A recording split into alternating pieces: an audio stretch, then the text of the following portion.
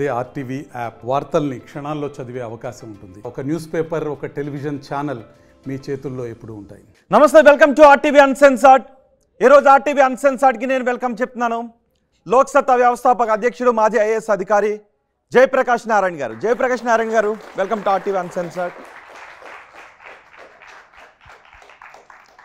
ప్రజలకు పరిమితులు లేని సేవ చేయాలి అనే ఉద్దేశంతో ఐఏఎస్ హోదాను తృణప్రాయంగా వదిలేసి ఆయన లోక్సత్తాను స్థాపించి రాజకీయాల్లోకి వచ్చారు. ఆ తర్వాత ఆయన ఎమ్మెల్యేగా కూడా ఎన్నికయ్యారు. రాజకీయాల్లో రావాల్సిన మార్పుల గురించి ప్రజల్లో విపరీతమైన చైతన్యం తీసుకుని రావడానికి, ఏ విధంగా సంస్కరణలను అమలు చేయాలి అనే విషయంపై కేంద్ర రాష్ట్ర ప్రభుత్వాలకు ఎన్నో సూచనలు కూడా చేశారు ఆయన. అంతేకాదు, విద్య వైద్యానికి విపరీతమైనటువంటి ప్రయారిటీ ఇవ్వాలి అని కోరుకుంటారు. సమాజంలో ఇంకా రావాల్సిన మార్పులు ఎన్నో ఉన్నాయని ఇప్పటికైనా చెప్తూనే ఉంటారు. సాధారణ ప్రజల దగ్గర నుంచి పాలకుల వరకు ఆయన ఎన్నో సూచనలు చేస్తారు సమాజంలో రావాల్సిన మార్పుల గురించి. జయప్రకాష్ నారాయణ గారు, ఇప్పుడు మనం ఎన్నికల ముంగిట ఉన్నాం. సో ఈ నేపథ్యంలో మన తెలుగు రాష్ట్రాలతో పాటు జాతీయ రాజకీయాలు ఏ విధంగా ఉన్నాయి, ఏ మేర మనం డెవలప్మెంట్ చెందాం, ఏ పార్టీలు మనకి ఏం చేస్తాయి, ఇవన్నీ కూడా మనం మాట్లాడదాం జయప్రకాష్ నారాయణ గారితో. జయప్రకాష్ నారాయణ గారు, ఒక క్వశ్చన్ నేను ఫస్ట్ మీ గురించే అడగాలని అనుకుంటున్నాను. అడగండి. జయప్రకాష్ నారాయణ గారు, ఐఏఎస్ పదవిని అలా తృణప్రాయంగా వదిలేశారు. పరిమితులు లేని సేవ చేయాలి రాజకీయాల్లో అని. సో రాజకీయాల్లోకి వచ్చారు. రాజకీయాల్లో స్వార్థం లేకుండా సేవ చేయలేము అని విషయాన్ని గ్రహించే పోటీలకు దూరంగా ఉంటున్నారా? మొట్టమొదటి రోహిత్ రాజకీయాల్లోకి ఐఏఎస్ నుంచి రాలా. 96లో రాజీనామా చేస్తే రాజకీయ పార్టీ పెట్టింది 2006లో. 2006 లోపలే ఒక 3 రాజ్యాంగ సవరణలు తీసుకొచ్చాం, 4-5 చట్టాలు తీసుకొచ్చాం, దేశంలో చాలా మార్పులు నాంది పలికాం. కానీ ఎన్ని చేసినా కూడా మౌలికమైన రాజకీయ మార్పుకి మన పార్టీలు సిద్ధంగా లేవు. కాబట్టి ప్రజల్లో ఎంతో కొంత చైతన్యాన్ని చూపెట్టి యువత ఉన్నారు, చదువుకుంటున్న వాళ్ళు, ఆదాయాలు పెరుగుతున్నాయి, ఆర్థిక వ్యవస్థ పెరుగుతోంది, అక్షరజ్ఞానం పెరుగుతోంది. కాబట్టి యువతలో ఉన్న ఆదర్శాన్ని ఒక అవకాశంగా తీసుకుని కనీసం కొంత శాతం ఓట్లు మలచగలిగినట్టయితే, ఒక 10% ఓట్లు కనుక చూపెట్టగలిగితే, ప్రజలు ఈ మార్పును కోరుకుంటున్నారు, తాయిలాలు కాదు, కులం మతం ప్రాంతం కాదు, ఓట్ల కోసం డబ్బు కాదు అని చెప్పని రుజువు అయినట్టయితే అప్పుడు పార్టీలు అంతా కదులుతాయి. అందుకోసం రాజకీయ పార్టీని చాలా 10-15 ఏళ్ల తర్వాత పెట్టాం. ఖచ్చితంగా ఏ లక్ష్యాలకో పెట్టామో ఆ లక్ష్యాల కోసం పోరాడాము. ఇవాళ గ్యారంటీలు అనే మాట మాట్లాడుతున్నారు.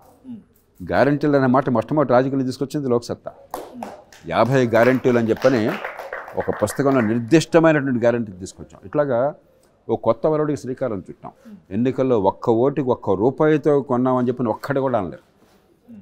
మరి ₹1 కూడా కొనకుండా తెలుగు రాష్ట్రాల్లోనే కాదు, బహుశా కేరళ మినహాయిస్తే దక్షిణాది రాష్ట్రాల్లో గత 30 ఏళ్లలో ₹4 లక్షల ఖర్చుతో ప్రజలు నెగ్గించినటువంటి ఏకైక వ్యక్తిని నేను. కానీ ఏమవుతుందంటే 10% ఓట్లు కనీసం లేకపోతే ఒక రాష్ట్రంలో మనం ప్రభావాన్ని, మనం ఏ లక్ష్యంతో కోరుతున్నామో ఆ ప్రభావాన్ని చూపెట్టాం. 4 ఎమ్మెల్యేల కోసం మనం పోరాటాల 10% ఓట్లు వస్తే మీకేం సీట్లు రావు, నాకు తెలుసు ఆ సంగతి, ఎన్నికల వ్యవస్థ. కానీ 10% మంది ప్రజలు ఎందుకు కోరుకుంటున్నారు అని అంటే ఈ పార్టీల మీద ఒత్తిడి వస్తుంది. విధిగా మార్పు కోసం నాంది పలకడం సాధ్యమవుతుంది. 10% లేవు. హైదరాబాద్ నగరంలో 8-10% ఓట్లు ఉన్నాయి. అవి కూడా కాలక్రమేణా తగ్గుతాయి. ఎందుకంటే ఓటేస్తే ఉపయోగం లేదు, ఎన్నిక కారు అనుకుంటే ఓటు కూడా వేయడం మానేస్తారు. గ్రామ ప్రాంతాల్లో 1% మాత్రమే ఓట్లు, పట్టణాల్లో 2-3-4% మిగతా తప్ప. ఇది చాలదు. ఇది లేనప్పుడు మీరు ఈ డబ్బులు, తెలుగు రాష్ట్రాల డబ్బులు పంపిణీ మనకు తెలుసు కదా, ఎమ్మెల్యే పోటీకి ఎంత ఖర్చు పెడుతున్నారో తెలుసు మనకి. తాయిలాలు నేను పూర్తిగా వ్యతిరేకం. ప్రజల డబ్బుతో ప్రజలకు కావాల్సిన ఉమ్మడి సౌకర్యాల కోసం ఉండాలి. తాయిలాలు వేస్తూ ఉన్న పరిపాలన అంటే అది దేశాన్ని నాశనం చేయటమే. అది కులం మతం రాజకీయంలో వాడడం కంటే దుర్మార్గం ఇంకోవట్లేదు. కాబట్టి ఇలాంటి రాజకీయంలో మనం అనుకున్నది నగ్గడానికి అవకాశం కనిపించట్లేదు. అందుకే జయప్రకాష్ నారాయణ గారు, మేము ఎప్పుడు రెగ్యులర్గా ఎడిటర్స్ని పెడుతుంటుంటాం అన్సెన్సార్లో ఇంటరాక్ట్ అవ్వడానికి చేస్తాం. కానీ ఈసారి విద్యార్థులను పెట్టాం మీతో ఇంటరాక్ట్ అవ్వడం కోసం. సో విద్యార్థులు కూడా మనతో ఉన్నారు. ఓకే, జయప్రకాష్ నారాయణ గారు, ఎందుకు మీ ఆశయాలను ఆ స్థాయిలో ప్రజలు అర్థం చేసుకోలేదని అనుకుంటున్నారు? లేదు, ప్రజలు అర్థం చేసుకోవాలన్నమాట కాదని చెప్పాల్సింది. ఒకటి, మనం అర్థం చేసేట్టు చేయలేకపోయినాం. మన లోపాన్ని మనం ఇప్పుడు గొప్ప నాయకత్వం అంటే ప్రజల తాయిలకు అలవాటు పడిపోయారా, లేకపోతే ఆ పాలకుల అలవాటు? మనం ఆ మాట అంటే మనం ఏంటంటే బాధితుల్ని నేరస్తులుగా చిత్రించడం అవుతాం. మీరు ఒక అన్యాయానికి గురైతే అన్యాయానికి గురైన వాళ్ళని పట్టుకుని నీ తప్పు అని చెప్పంటే ఎంత అన్యాయం అది? ఈ దేశంలో అన్యాయానికి గురవుతున్న వాళ్ళు ఎవరు? ఈ దేశ ప్రజలు, సామాన్య ప్రజలు, ఓటు వేసేవాళ్ళు, పన్ను కట్టేవాళ్ళు. ఎవరు నష్టపోతున్నారో వాళ్ళని వేలెత్తి చూపెట్టి నీ వల్ల దేశం ఎట్లా ఉందని చెప్పంటే అంతకంటే అన్యాయం ఇంకోటి ఉందా? కాబట్టి వైఫల్యం ప్రజలది కాదు. ప్రజలు విధిలేని పరిస్థితుల్లో కొన్నిటి లొగ్గాల్సి వస్తుంది. డబ్బు తీసుకుంటున్నారు నిజమే, ఓట్ల కోసం డబ్బులు చాలామంది తీసుకుంటున్నారు. తెలుగు రాష్ట్రాల్లో డబ్బులు పంపిణీ లేకుండా ఓటు అనేది ఏదైతే మనందరికీ తెలుసు. కానీ ఎందుకని? చచ్చినోడి పెళ్ళికి వచ్చిందా కట్నం అని. చచ్చినోడి పెళ్లి చేసింది ఎవరు? ప్రజల పాలకులు. ఇది చచ్చినోడి పెళ్లి కాదు, దీనివల్ల వేసే ఓటు వల్ల ఖచ్చితంగా ఈ మార్పులు మాకు కనిపిస్తాయని అర్థమయ్యేట్టుగా చేశారనుకోండి, ఈ ప్రజలకు డబ్బులు అవసరం ఉండేది. అలాంటి మార్పు సమాజంలో కనిపించట్లేదు అంటారా? నువ్వు కాలక్రమేణా కనిపిస్తుంది. ఎందుకంటే ప్రజాస్వామ్యం అన్నది అంత తేలికైన విషయం కాదు. రోహిత్, ఒకసారి మీరు ఆలోచించండి, మీ కుటుంబం నా కుటుంబం ఆలోచించండి. మన కుటుంబాల్లో 3-4 ఉంటారు, అంతే కదా. జంజు సంబంధం ఉంది, ప్రేమానుబంధాలు ఉన్నాయి, ఒకళ్ళొకళ్ళు కష్టకాలు మనకు అవసరము. అయినా కూడా మనలో పొరపచ్చాలు ఉంటాయి, ఉండవా? మరి కుటుంబంలో అందరూ ప్రేమ ఉన్నప్పుడు, ఒకరి లాభం ఇంకొకరికి లాభం అయినప్పుడు, జంజు సంబంధం ఉన్నప్పుడు అయినా కూడా మనం తగాదాలు పడుతుంటే ఇన్ని లక్షల మంది, కోట్ల మంది, వాళ్ళ కులాలు వేరు, మతాలు వేరు, ప్రాంతాలు వేరు, నేపథ్యాలు వేరు, అందరూ ఎలా కలిసి పనిచేస్తారని తేలిగ్గా. కాబట్టి ప్రజాస్వామ్యం చాలా సంక్లిష్టమైన ప్రక్రియ. ఏదో ఓటేయగానే ప్రజాస్వామ్యం అయిపోదు. ప్రజాస్వామ్యం వికసించడానికి కావాల్సిన ఏర్పాట్లను మన దేశంలో చేయాలి. ఆ వైఫల్యం పూర్తిగా తొలినాటి నుంచి, ప్రజాస్వామ్య వ్యవస్థ ఏర్పాటు చేసిన నాటి నుంచి ఇప్పటిదాకా మన పాలకులది, మన నాయకత్వానిది వైఫల్యం. దానికి ప్రజల్ని బాధ్యులను చేసి నీ వల్ల అయిందంటే ప్రజలు కోరారు ప్రజాస్వామ్యాన్ని. ఇండియాలో ఎప్పుడు 1947కి ముందు మాకు డెమోక్రసీ కావాలని జనం అక్కడ అనలేదే. ఇంక్విలాబ్ జిందాబాద్ అని మహాత్మా గాంధీ గారు అంటే వాళ్ళు కూడా ఇంక్విలాబ్ జిందాబాద్ అన్నారు. తెల్లోడు పోవాలంటే వాళ్ళు పోవాలన్నారు. నాయకత్వమైన నమ్మకంతో వాళ్ళు ఏం చెప్తే దాన్ని ఒప్పుకున్నారు. కాబట్టి ఏ నాయకత్వం ప్రజాస్వామ్యాన్ని ప్రతిపాదించిందో ఆ నాయకత్వం ప్రజాస్వామ్యం వెళుకునే చేతుల్లో విఫలమైంది. కేవలం ప్రజాస్వామ్యాన్ని ఓటుకి పరిమితం చేశారు. మన సమస్య ఓటుకి పరిమితం కాకుండా ప్రజాస్వామ్యం జీవితానికి మధ్య సంబంధం అర్థం కావాలి. ఆ వైఫల్యం వల్ల ప్రజల్లో ఈ గందరగోళం ఏర్పడుతుంది, నష్టపోతున్నది ప్రజలు. అంటే ఒక మార్పుని తీసుకుని రావాలి అని వచ్చిన మీలాంటి వాళ్ళే ఆ పర్సంటేజ్ ఓటు రావటం లేదు అని వెనక్కు తగ్గితే రాజకీయాల్లో మార్పు ఎప్పుడు వస్తుంది? ఎవరు తీసుకుంటారు? ఖచ్చితంగా వస్తుంది. ఇప్పుడు ఈ 30 ఏళ్లలో కూడా నేను ఐఏఎస్ రాజీనామా చేసి 28 ఏళ్ళు అయింది. ఈ 28 ఏళ్ళలో కూడా చాలా విషయాలు మంచి జరిగినాయి. మనం ఇప్పుడు ఒక కోణం నుంచే చూస్తున్నాం. ఏ ప్రభుత్వంతో మంచి జరిగింది? అన్ని ప్రభుత్వాలు కూడా. ఇప్పుడు అవి తర్వాత చూద్దాం. మీరు ఎలాగో అడుగుతారు, కొన్ని చెప్పాల్సింది చెప్తాను, ఏమైనా చెప్పాలి అక్కడ చెప్తాను. కానీ ఈ ప్రభుత్వం ఆ ప్రభుత్వం పక్కన పెట్టండి. ఆనాడు టెలిఫోన్ లేవండి. ఇవాళ మీలో టెలిఫోన్ లేని వాళ్ళు ఎవరైనా ఉన్నారా? ఆనాడు లంచం లేకుండా పాస్పోర్ట్ వచ్చేది కాదండి. లోక్సత్తా ఏర్పాటు చేశాక కూడా రీజనల్ పాస్పోర్ట్ అవసరం దగ్గర వచ్చి వాపోయారు, సార్ ఈ కారణంగా మేము వెళ్ళకపోతున్నాం అని. ఇవాళ పాస్పోర్ట్ కోసం లంచాలు ఇస్తున్నారు మీరు ఎక్కడ? ఎన్నో రంగాల్లో పరిస్థితి బాగుపడింది. మనం కొన్ని మాత్రం చూస్తున్నాం. టెక్నాలజీ బాగుపడింది, ఆర్థిక వ్యవస్థ పెరిగింది. ఆనాడు నేషనల్ హైవేస్ అంటే ఏంటో తెలియదు మనకి. తుక్కు దారుల్లో మనం వెళుతుంటే పాట్ హోల్స్తో ఉండేది. వాళ్ళు బ్రహ్మాండంగా వచ్చినాయి కదా. 24 hour పవర్ సాధ్యం. ఆ రోజుల్లో ఇలాంటి ప్రోగ్రామ్ అంటే 30 సార్లు జనరేటర్ ఉండాల్సి వచ్చేది. ఇవాళ హాయిగా నడుస్తుంది. కాబట్టి అన్నీ చెడిపోయినాయి కాదు. ప్రజాస్వామ్యం చాలా సంక్లిష్టమైన ప్రక్రియ, చాలా ఓపిక కావాలి. అమెరికా లాంటి దేశంలో కూడా వాడు ఓడిపోయి గెలిచాలని బుకాయిస్తున్నాడు. చాలామంది వాడి మాట నమ్ముతున్నారు. ఎలక్షన్లో ఓట్లు లెక్కించాక అవన్నీ అబద్ధం అని చెప్పని వాదనకి చాలామంది ప్రచారం ఇస్తున్నారు. అంటే అంత సంపన్న దేశంలో, అన్ని 100 సంవత్సరాల చరిత్ర ఉన్న దేశాల్లో కూడా గందరగోళం ఉంటే మన దేశంలో ఒక్కరోజు ఎట్లా వస్తుంది? సమయం పడుతుంది, వేగిరం చేయాలి అంతే తప్ప నిరాశకి తావులేదు. ఒక్కరోజు జరిగే పని కాదు ఇది. మేటేస్తే అనేది కాదు. ఖచ్చితంగా మన ప్రజాస్వామ్యంలో చాలా బలం ఉన్నది, చాలా రోబస్ట్ డెమోక్రసీ ఇది. ప్రజాస్వామ్యంలో నిజాయితీ ఉన్నది. కానీ ప్రజాస్వామ్యంలో చాలా లోపాలు ఉన్నాయి. అట్లా చూడాలి. కానీ ఇది నలుపు తెరుపు కాదు, ఇది ఉంది లేదు కాదు. ఎన్నికలు జరుగుతున్నాయి టైంకి, నిష్పాక్షంగా జరుగుతున్నాయి. ఏ ఒక్క మనిషి కూడా తుపాకీతో బలవంతంగా ఓటేయించాడని చెప్పలేరు ఈ దేశంలో. విజ్ఞతతో వేసినా వేయకపోయినా, డబ్బులు తీసుకుని వేసినా, కులం కోసం వేసినా, డబ్బులు తాయిలాల కోసం వేసినా కూడా మనసు పెట్టినట్టు వేస్తున్నారు, ఫ్రీ విల్ ప్రకారం వేస్తున్నారు. ఓట్లు సరిగ్గా లెక్కెడుతున్నారు. ఎక్కడ దొంగ లెక్కలు అన్నది ఎవరో పిచ్చివాళ్ళు చెప్తారు. ఓడిపోయినోడు ఏదో డ్రామాలు ఆడతాడు, కానీ అదే అబద్ధం. నెగ్గిన వాడిని అందరూ ఒప్పుకుంటున్నారు, మీరు నెగ్గారు అని చెప్పని. నెగ్గినవాడు నెగ్గలేదు అంటలేదు, నెగ్గినవాడు అధికారంలోకి వస్తున్నాడు. కాబట్టి ప్రజాస్వామ్యంలో చాలా బలాలు ఉన్నాయి, బలహీనతలు కూడా ఉన్నాయి. బలహీనతలు సవరించాలి. అంతేగాని ఇదేదో పూర్తిగా నాశనం అయిపోయింది. మన దేశంలో ఏంటంటే నేను పదవిలో ఉంటే అంత బాగుంది, నా పదవి లేకపోతే అంత నాశనం అయింది. ఇది చాలా మూర్ఖుల ఆలోచన. నా వ్యక్తిగత లాభ నష్టాలతో సంబంధం లేకుండా వ్యవస్థను చాలా నిజాయితీగా పరిశీలించాలి. ఏం జరుగుతుంది, ఎక్కడ పొరపాట్లు జరుగుతున్నాయి, ఎందుకు జరుగుతున్నాయి, ఎలా సవరించాలి, ఎలా మార్చాలి. అంతే తప్ప ఏదో మామూలుగా ప్రతిపక్షాలు అధికార పక్షాలు మాట్లాడు అధికారంలో ఉన్నవాడేమో అంతా అద్భుతం స్వర్గం అంటాడు, ప్రతిపక్షం అంతా నరకం అంటాడు. రెండు అబద్ధాలే. మనం అలాంటి చర్చల్లోకి వెళ్తే ఉపయోగం లేదు. మనం సమస్యల భాగం అవుతున్నాం. మన బతుకులు సుందరం చేయటంలో ఉంది. మన సంపాదన అవసరాల కోసం నిర్మించినటువంటి వసతులను బలహీనలు ఎక్కడైతే ఉపయోగించుకోలేకపోతున్నారో వాళ్ళకి కొన్ని సంక్షేమ పథకాలను అమలు చేయడం ద్వారా ఈ ఉమ్మడి అవసరాలను ఏర్పాట్లు చేశారు. వాటిని ఉపయోగించుకునేలా చేయడాన్ని సంక్షేమ పథకాలు. బ్రహ్మాండంగా చెప్పారు. రెండు విషయాలు. అసలు నీ పని నువ్వు చేయకుండా, నీకు పన్నులు ఎందుకు కడుతున్నానో, ఓటు ఎందుకు వేస్తున్నానో ఆ పనులు నువ్వు చేయకుండా వేరే పనులు చేసి పని చేశానంటే మోసం ఇంకోట్లేదు.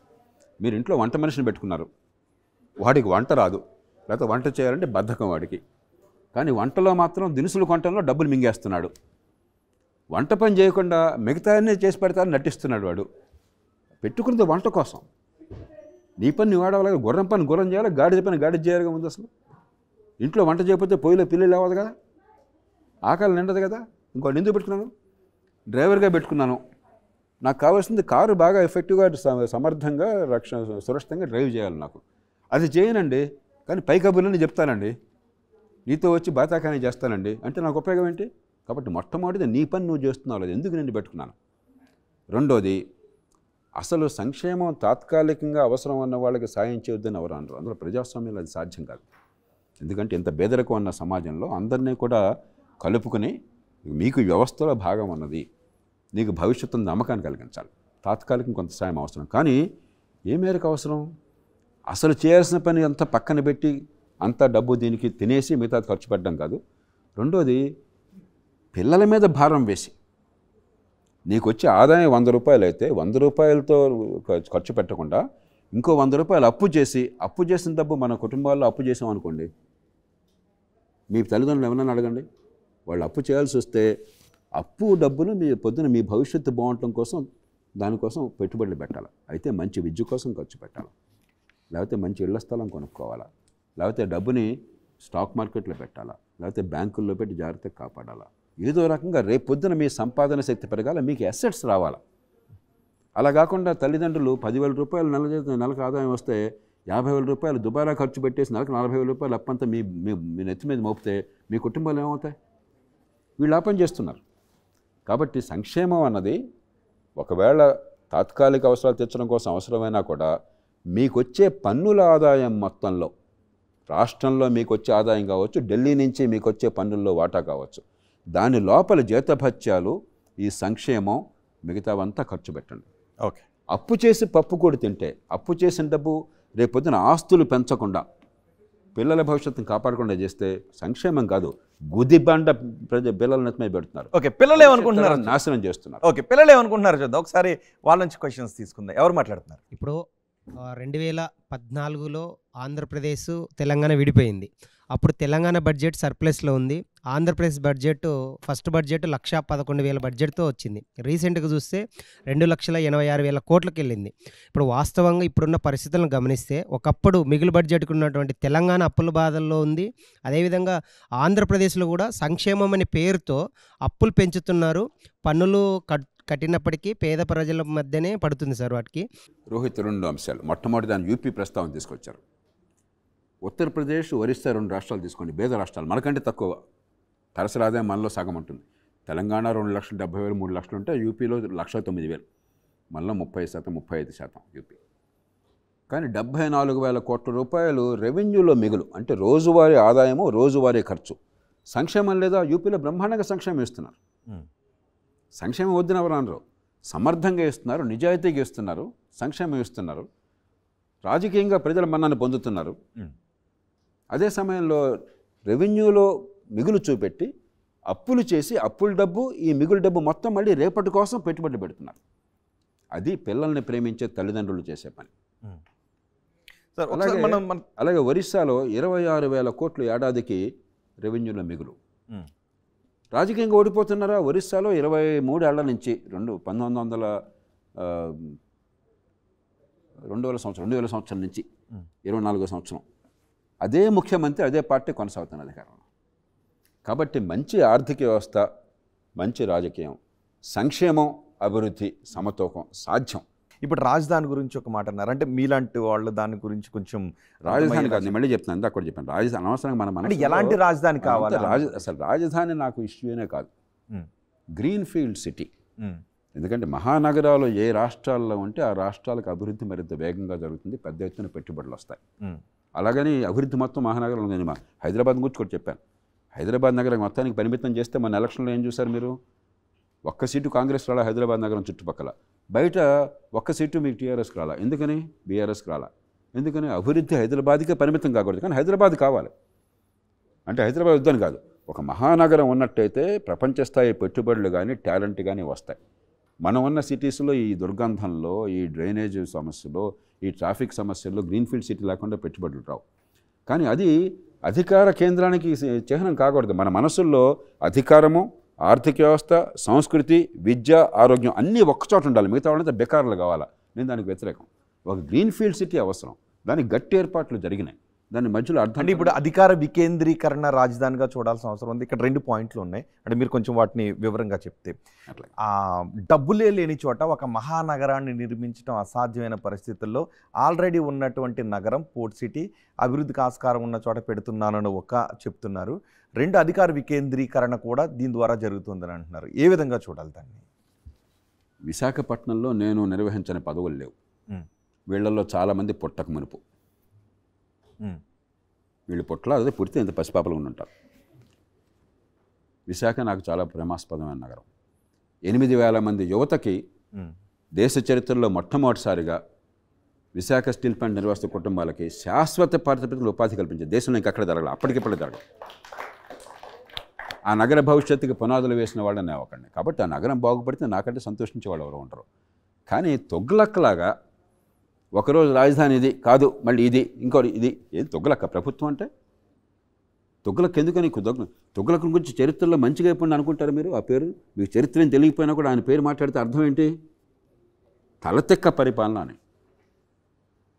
ఒకరోజు రాజధాని ఇది కాదు, మళ్ళీ ఇది తర్వాత. పోనీ 5 ఏళ్లలో వైజాగ్ ఏమైనా చేశారు? మిగతా రాజధానులు అనుకుని మీరు ఏమైనా చేశారా? పోలవరం కట్టారా? బ్రహ్మాండంగా నడుస్తుంది పోలవరం. ఇంకో ఏడాదిలో ఫేజ్ 1 అయిపోతుందని ఆశపడ్డాను. మొదట్లో ఒక ఆలస్యమైంది. ఆలస్యమైతే విమర్శించినవాడిని నేను, తర్వాత వేగంగా జరిగితే సమర్థించినవాడిని నేను, మెచ్చుకున్నవాడిని నేను. కాబట్టి మాటలు కాదు కావాల్సింది, మన కళ్ళ ముందు సాక్ష్యాలు. వాడి కులం ఏమిటి, మతం ఏమిటి, పార్టీ ఏమిటి, ప్రాంతం ఏమిటి నాకు అనవసరం. నా గురించి తెలిసిన వాళ్ళందరికీ ఈ విషయం తెలుసు కదా. తెలంగాణ కావచ్చు, ఆంధ్ర కావచ్చు, ఈవేళ శ్రీకాకుళం జిల్లాలో ఇచ్చాపురం దగ్గర నుంచి మీకు తమిళనాడు బార్డర్లో తడదాకా, లేకపోతే కర్ణాటక బార్డర్లో హిందూపురం దాకా, లేకపోతే కర్ణాటక బార్డర్లో మహబూబ్నగర్ దాకా, మహారాష్ట్ర బార్డర్లో ఆదిలాబాద్ దాకా, తెలుగు నేల మీద అబద్ధాలు ఆడకుండా మాట్లాడతాడు అన్ని ప్రాంతాల్లో గౌరవించేవాళ్ళు ఎవరినో అంటే నేను ఒక్కడిని ఉంటాను. మిగతా వాళ్ళందరూ ఈ ఊళ్ళో మాట, ఆ ఊళ్ళో మాట, ఈ పార్టీలో మాట. కాబట్టి నాకు రాగద్వేషాలు లేవు. పోటీ రాజకీయాల నుంచి అందుకే తప్పుకున్నారు. అందుకనే, ఎందుకంటే దీంట్లో అబద్ధాలు ఆడితే తప్ప రాజకీయం కాదు, డబ్బులు పంచితే తప్ప రాజకీయం కాదంటే అది నా దృష్టిలో రాజకీయం కాదు. నిజమైన రాజకీయం యువత తీసుకొస్తారు. ఒక 5 ఏళ్ళకో 10 ఏళ్ళకో 15 ఏళ్ళకి తీసుకొస్తారు. వచ్చే తరం బాగుపడుతుంది. మరో క్వశ్చన్ యువత నుంచి దగ్గర నుంచి తీసుకుందా? ఎవరు మాట్లాడుతున్నారు? Good afternoon sir, I'm Abhishek. I'm from Matrusri engineering college. So మనకు రీసెంట్గా బయటపడ్డ స్కామ్ ఒకటి, 850 ఎకరాలు ఒక ప్రైవేట్ లిమిటెడ్ కంపెనీ తీసుకుంది ఒక 2003లో. సో మీరు బయటపెట్టిన 2G స్పెక్ట్రమ్ స్కామ్ కావచ్చు, ఇలాంటి స్కామ్స్లో రాజకీయ నాయకులు ప్రైవేట్ లిమిటెడ్ కంపెనీస్కి ఫేవర్ చేస్తున్నారు. సో ఈ రాజకీయ నాయకులకి ఏ చట్టం కింద శిక్ష పడాలి? లోక్పాల, లోకయుక్తనా? మొట్టమొదట అధికార దుర్వినియోగం అనేది అధికారం ఎక్కడుంటే అక్కడ ఉంటుంది. మనం ఎట్లా నిరోధించగలమంటే ఒక 2G స్పెక్ట్రమ్ మాట్లాడాను మీరు, అదే గొప్ప ఉదాహరణ. ముందు శిక్ష తర్వాత చూద్దాం. మన దేశంలో వెంటనే ముందు మన ఆవేశం ఏంటంటే శిక్ష వేయండి, జైల్లో పెట్టండి. జైలు లేదు, పాడు లేదు. అరే ప్రధానమంత్రిని హత్య చేస్తే ఈ దేశంలో శిక్ష పడడానికి 18 ఏళ్ళు పట్టించుకోగలరా? ప్రధానమంత్రిని చంపేస్తే ఈ కేసులో శిక్ష పడుతున్న నమ్మకం మీకుందా? నాకు లేదు. నిజాయితీగా మాట్లాడుకుందాం. ఈ రోజుల్లో శిక్ష అనేది లేదు, ప్రాసెస్సే శిక్ష. జైల్లో పెట్టా, అరెస్ట్ చేశా, బెయిల్ లేదు, అది శిక్ష. శిక్ష పడలా. 2G స్పెక్ట్రమ్ అంత జరిగితే అక్కడ దానిలో నేరారోపణ జరిగిన దాని మీద బాలు ఇప్పుడు కూడా హాయిగా తిరుగుతున్నాడు. కొంతకాలం పాటు జైల్లో ఉన్నారు, బయటికి మళ్ళీ ఇలా ఊపితే దండలేసుకొచ్చారు, మళ్ళీ ఎన్నికయ్యారు, అలా కొనసాగుతున్నారు. అందుకే నేను ఆనాడు ఏం చేశాను, శిక్ష పడడం సంగతి తర్వాత అని డ్రామాలు ఆడుతున్నాము, రాజకీయంగా ఒకనాడు తిట్టుకుంటున్నారు అంతేను, కనీసం 2G స్పెక్ట్రంలో రేపటి నుంచి ఇలాంటి అవినీతి లేకుండా ఏర్పాటు చేయాలని చెప్పి దేశంలో మహామహులందరికీ ఫోన్లు చేశాం. 24 గంటల్లో దేశంలో అత్యున్నత స్థాయిలో ఉన్నవాళ్ళు, నిజాయితీకి విశ్వసనీయతకి పేరొందిన వాళ్ళందరూ కూడా ఒప్పుకున్నారు. 15 మందిని కలిసి వాళ్ళకి నాయకత్వాన్ని సుప్రీంకోర్టుకి వెళ్ళి ఈ 122 లైసెన్సులు క్యాన్సిల్ చేసేయండి, ఇక ముందు అవినీతికి ఆస్కారం లేకుండా ఓపెన్ కాంపిటేటివ్ బిడ్డింగ్ పెట్టండి. ఇప్పుడు ఏం చేశారు, ఆశ్రిత పక్షపాతం, నీ మొహం చూసి ఇచ్చేశారు, ఇంకోటి మొహం చేసి ఇవ్వకుండా చేశారు. మరి లంచం లేకుండా ఎట్లా ఉంటుంది? నేను కోర్టుకి చెప్పాను, లంచం రుజువు కావక్కర్లా, నాకు అనవసరం, ది ప్రాసెస్ ఈజ్ ఆర్బిట్రరీ, ఇష్టం వచ్చినట్టుగా చేశారు. ప్రజాస్వామ్యంలో ఇష్టం వచ్చినట్టు చేసే శక్తి ఎవరికి లేదు. కాబట్టి పారదర్శకంగా పోటీ పెట్టండి, బహిరంగ వేలం పెట్టండి. అప్పటి నుంచి ఇప్పటిదాకా స్పెక్ట్రమ్ ఎలకేషన్ భారతదేశంలో బహిరంగ వేలం ద్వారా జరుగుతుంది. నేను గుండె మీద చేసి చెప్పగలను, ఒక్క స్పెక్ట్రంలో కూడా ఒక్క పైసా కూడా ఆ రోజు నుంచి ఈ రోజు దాకా అవినీతి లేదు.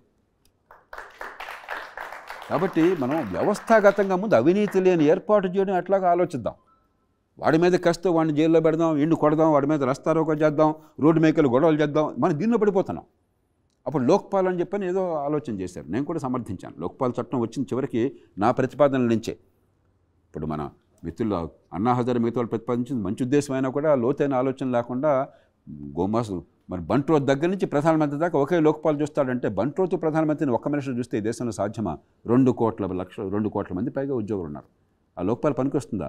ఉన్నత స్థాయిలో ఉన్న వాళ్ళు అవినీతిని అడ్డుకోవడం కోసం, జవాబుదారితనం కోసం ఏర్పాటు చేస్తుంది. మనం ఏదో జనంలో ఏంటంటే పాపం ఆవేశపరులు ఈ ప్రజలకు విషయాలు అర్థం కావు, ఏదో గందరగోళం చేశారు జన లోక్పాలన పేరుతో, చాలా తప్పది.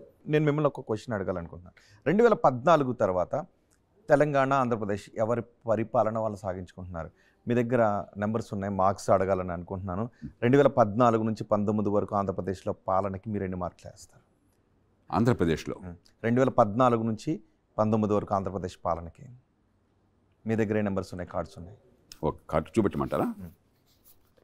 ఓకే, చాయిసెస్ ఇవా? 5 హైయెస్టా? ఎస్. ఓకే, పాయింట్లు ఉండవా దీనిలో? మధ్యలో దశాంశాలు ఉండవా? లేదు, 1 నుంచి 5 మార్కుల్లో మీరు 2014 నుంచి 19 వరకు ఆంధ్రప్రదేశ్ పాలనకి ఎన్ని మార్కులు వేస్తారు? 3 మార్కులు. ఎందుకు? 2 మార్క్స్ చాలా ప్రతికూల పరిస్థితుల్లో ఆర్థికంగా, అంటే ఆత్మవిశ్వాసాన్ని కోల్పోయినటువంటి సమాజంలో మౌలిక సదుపాయాలు కానీ, ఆర్థికంగా జాగ్రత్తలు పాటించడం కానీ, మరి పెట్టుబడి ప్రోత్సహించడం కానీ, ప్రగతికి దోహదం చేయడం కానీ, దానిలో ఖచ్చితంగా ఫస్ట్ మార్క్ ఇవ్వాలి. ఎందుకని అంతకంటే ఎక్కువ మార్కులు రావంటే ఇందాక చెప్పాను నేను, అధికార కేంద్రీకరణ, చట్టబద్ధ పాలన లేకపోవటము, అవినీతి, అక్కడ గట్టి ఏర్పాట్లు చేయలేకపోయినారు. 2019 నుంచి 24 వరకు జరిగిన పాలనకి ఎన్ని మార్కులు వేస్తారు? దశాంశ స్థానాలు లేవు కాబట్టి ఇది. ఎందుకు? సంక్షేమం ఒక్కటి సమర్థంగా అమలు చేశారు, మిగతా అన్ని రంగాల్లో కూడా ఘోరమైన వైఫల్యాన్ని చవిచూసి రాష్ట్ర భవిష్యత్తుకి ఏమాత్రం భరోసా లేకుండా ఒక ప్రమాదకర స్థాయికి తీసుకెళ్ళారు. ఒక తీర ప్రాంతంలో ఉన్న రాష్ట్రం. డేటా చూస్తుంటే నాడు నేడు అని అన్నారు, విద్యకి చాలా పెద్దపీట వేశామని అన్నారు. విద్యార్థులు గతం కంటే ఇప్పుడు విద్యా సంస్థలు మెరుగుపరిచారు, స్కూల్స్ని మెరుగుపరిచారు, ఇంగ్లీష్ మీడియం తీసుకొచ్చారు, ఉపాధిలో కూడా ప్రథమ స్థానం. మంచి ప్రశ్న. విద్య కోసం పెట్టే ఖర్చు కాదు సమస్య. ఆంధ్రప్రదేశ్లో ఒక్కొక్క బిడ్డ మీద స్కూల్ విద్య కోసం 90,000 రూపాయల పైన ఖర్చు అవుతుంది. అంటే ప్రైవేట్ స్కూళ్ళల్లో మీరు అంతకంటే ఎక్కువ ఫీజు కట్టాలి మీ తల్లిదండ్రులు 190 కేసుల్లో. అట్లాగే తెలంగాణలో 80,000 రూపాయల పైన ఖర్చు అవుతుంది, 25,000 కోట్లు ఖర్చు అవుతుంది తెలంగాణలో. ఇంకొంచెం ఎక్కువ పెట్టామంటారు, మంచిదే, నేను కాదంటలా. కానీ విద్య నుంచి ఆశించేది ఏమిటి? మేధస్సు ఏ మేరకు వికసించింది అని చెప్పాను. ఈవేళ ఆంధ్రప్రదేశ్ కానీ తెలంగాణ కానీ కొంచెం తేడాలు ఉన్నాయి, కానీ పెద్ద తేడాలు లేవు. 14-18 సంవత్సరాల వయసు మధ్య, 14-18 వయసు మధ్య ఈ గడియారం చూసి టైం చెప్పంటే, ఇప్పుడు నా గడియారంలో మధ్యాహ్నం 2:45 అయింది. 14-18 ఏళ్ల వయసు మధ్య 100కి 40-45 మంది ఆంధ్రప్రదేశ్లో గ్రామీణ ప్రాంతాల్లో, 100కి 50 మంది తెలంగాణలో 2:45 అని చెప్పలేకపోతున్నారు 21వ శతాబ్దంలో. ఆ విద్య బాగుందా? ఏ రాష్ట్రంలో అయినా సరే ఒక రాష్ట్రంలో బాగుంది, ఇంకో రాష్ట్రంలో బాగోలేదని అంటలా. అంటే ఎన్ని బిల్డింగ్లు కట్టారు కాదు నాకు ప్రమాణం, ఎంత ఖర్చు చేశారు కాదు. విద్య బిడ్డల మేధస్సు వికసించడం కోసం, సమాజంలో పనికొచ్చే పౌరులుగా తయారు చేయడం కోసం, వాళ్ళ నైపుణ్యాన్ని పెంచడం కోసం, వాళ్ళ ఆత్మవిశ్వాసాన్ని నింపటం కోసం, ఆర్థిక వ్యవస్థలో భాగస్వాములను చేయడం కోసం అక్కడ అన్ని రాష్ట్రాలు విఫలమైనాయి. ఆంధ్రప్రదేశ్ కావచ్చు, తెలంగాణ కావచ్చు. కానీ తెలంగాణ కంటే ఆంధ్రప్రదేశ్ కొంత ముందు స్థాయిలోనే కనిపిస్తుంది. మీ వల్ల కాదు. ఇప్పుడు తెల్లవాడి ఇక్కడ నిజాం పాలన ఉండగా అక్కడ తెల్లవాడి పాలన ఉంది. అట్లాగే స్వతంత్రం వచ్చాక కూడా గ్రామీణ ప్రాంతాల్లో ఎన్టీ రామారావు గారు వచ్చేదాకా అసలు పాఠశాలలు కూడా ఇక్కడ తెలంగాణలో పెద్ద ఏర్పాట్లు లేవు. క్రమక్రమంగా ఒక స్థాయిలో పెరిగింది. కాబట్టి ఆ తేడా కొంత కనిపిస్తుంది. ఆ తేడా క్రమక్రమంగా తగ్గిపోతుంది. అందువల్ల వచ్చింది తప్ప, అరే ఆంధ్రప్రదేశ్ నుంచి కొన్ని లక్షల మంది 30, 40, 50 ఏళ్ల క్రితం అమెరికా పోయిన వాళ్ళు ఉన్నారు, అత్యున్నత స్థాయిలో వికసించిన వాళ్ళు ఉన్నారు. అంతా నా గొప్ప అనుకుంటే ఎట్లాగా? ఓకే, తెలంగాణలో విద్యకు ఆంధ్రప్రదేశ్ ఇది రాజకీయపరమైన క్వశ్చన్ అనుకోవచ్చు. అంతా ఇవాళ నా గొప్ప అనుకుంటే ఎట్లాగా? ఈ సమాజంలో కాళోజీ నారాయణరావు మీ వాళ్ళు వచ్చాడా? లేకపోతే మరి బమ్మెరపోతున్న మీ వాళ్ళు వచ్చాడా? మీ వల్ల ఆ పేరు కూడా లేకుండా పోతుంది. ఆమ్ ఆద్మీ పార్టీ అని ఢిల్లీలో వచ్చింది, విద్యా వైద్యం మీద వచ్చింది. ఒక ఎగ్జాంపుల్ ఏంది అంటే, ఒక దగ్గర 333 స్టూడెంట్స్ ఒక్కటే విద్యా సంవత్సరంలో ప్రభుత్వ పాఠశాలలో చదువుకున్న వాళ్ళు IITJEEకి సెలెక్ట్ అయినారు. చాలామంది ఆటోలు వెళ్తుంటే అడిగిన, చాలామంది ఆటో వాళ్ళు, రిక్షా వాళ్ళు, పేద తల్లిదండ్రులు ప్రైవేట్ స్కూళ్ళ నుంచి తీసేసి గవర్నమెంట్ స్కూళ్ళల్లో వేసిండ్రు. అట్లాంటి స్టాండర్డ్ సెట్ చేసిండు. దాన్ని మన తెలుగు రాష్ట్రాల్లో ఇంప్లిమెంట్ చేయడానికి ట్రై చేసిండు. ఇక్కడ మొహల్లా రాష్ట్రాల్లో కూడా దాని అమలు అనుసరించే ప్రయత్నం ట్రై చేసిండు. ఇప్పుడు మొహల్లా క్లినిక్స్ అంటే ఇక్కడ కేసీఆర్ గారు కొన్ని బస్తీ దవాఖానాలను తెచ్చిండ్రు. ఇప్పుడు మనం ఏపీ తీసుకున్నాం అనుకోండి, విలేజ్ క్లినిక్స్ అని ఒకటి తీసుకొచ్చినారు. నాకు ఒక సందేహం దాంట్లో ఏంటి అంటే, మీరు 2014-15లో హెల్త్ ఫర్ ఆల్ అని ఒక డాక్యుమెంట్ తయారు చేసి నేను అప్పట్లో చూసినాను. చాలా పెద్ద మూమెంట్ వచ్చింది దానికి. ఢిల్లీలో కూడా మీరు ఇచ్చారు, ఇక్కడ స్టేట్ గవర్నమెంట్స్ కూడా ఇచ్చే ప్రయత్నం చేశారు. దాంట్లో ఒక 2 ప్రధాన అంశాలు నాకు కనిపించినాయి. ఒకటేమో ప్రివెంటివ్ హెల్త్ కేర్. మీరు ఊకే మమ్స్ మీజల్లా ఒక వ్యాక్సిన్ గురించి మాట్లాడతారు, MMR వ్యాక్సిన్ అని. ప్రివెంటివ్ హెల్త్ కేర్ కొంత ఏపీలో కొంచెం విలేజ్ క్లినిక్స్ ద్వారా చేస్తున్నారని ఒక చెప్తున్నారు, అదొకటి. రెండోది ఫ్యామిలీ డాక్టర్స్ అనేది ఒక కాన్సెప్ట్. అది patent rights, copy rights, brand అంతా మీది. ఇప్పుడు భారతదేశంలో ఎవరు ఫ్యామిలీ డాక్టర్ కాన్సెప్ట్ ఫాలో అవుతలేరు. ఈ మధ్య వినిపిస్తున్నది, కొంచెం ఏపీలో వినిపిస్తున్నది. మరి దానికి మీదేమన్నా కాపీ కట్టినా సార్? ఫస్ట్ క్వశ్చన్ అది హెల్త్ కేర్లో. రెండోది ఎడ్యుకేషన్లో, ఇప్పుడు మనం కేరళ అంటే టాప్ ముందు నుంచి కూడా, ఢిల్లీ వరకు వెళ్ళినాం. ఈ మధ్యకాలంలో అంటే మీరు ఒక 20 ఏళ్ళ నుంచి హెల్త్ కేర్ ఎడ్యుకేషన్ అని చెప్తారు. వేరే దేశాల నుంచి కంపేర్ చేస్తున్నారు. ఒక్క ఇన్సిడెంట్ నాకు బాగా తగిలింది సార్, ఫ్రాంక్గా మాట్లాడు. సరే ఆయన ఏం పరిపాలన చేస్తుండే అంతా నాకు తెలియదు, కానీ ఎడ్యుకేషన్లో నాడు నేడు అని ప్రోగ్రామ్ తను చెప్పారు. అద్భుతంగా కొత్త అది తీసుకొచ్చారు, ఇన్ఫ్రాస్ట్రక్చర్. నేను తిరుపతికి వెళ్ళిన, ఒక ఆమె తీసుకొచ్చి ట్యాబ్ల అంటే టెక్నాలజీ వాడుతున్నారు, కొత్తగా వచ్చినాయి. ఒక్క ఇన్సిడెంట్ నెల్లూరులో మా తెలిసిన అతను సార్, ఆయనే గవర్నమెంట్ స్కూల్లో పనిచేస్తాడు. వాళ్ళ పిల్లోడిని ప్రైవేట్ స్కూల్లో చదివించేది వెంకటగిరిలో. ప్రైవేట్ స్కూల్ నుంచి తీసేసి ఈ మధ్యకాలంలో గవర్నమెంట్ స్కూల్లో వేసిండంట. నేను ఆశ్చర్యపోయినా, అసలు ఎట్లా సాధ్యము? అంటే మంచిగా ఉంటేనే కదా సార్. సో ఒకసారి మీరు ఏపీలో ఎడ్యుకేషను, కేరళలో ఎడ్యుకేషను, ఢిల్లీ ఎడ్యుకేషను, మన తెలంగాణలో ఎడ్యుకేషన్ సిస్టమ్, హెల్త్ కేర్ గురించి ఒకసారి. ఇది క్లుప్తంగా నేను మాట్లాడతాను. మామూలుగా ఏమవుతుందంటే, చాలా విచిత్రమైనది తెలుగు రాష్ట్రాల్లో, చాలా రాష్ట్రాలు జరుగుతుంది.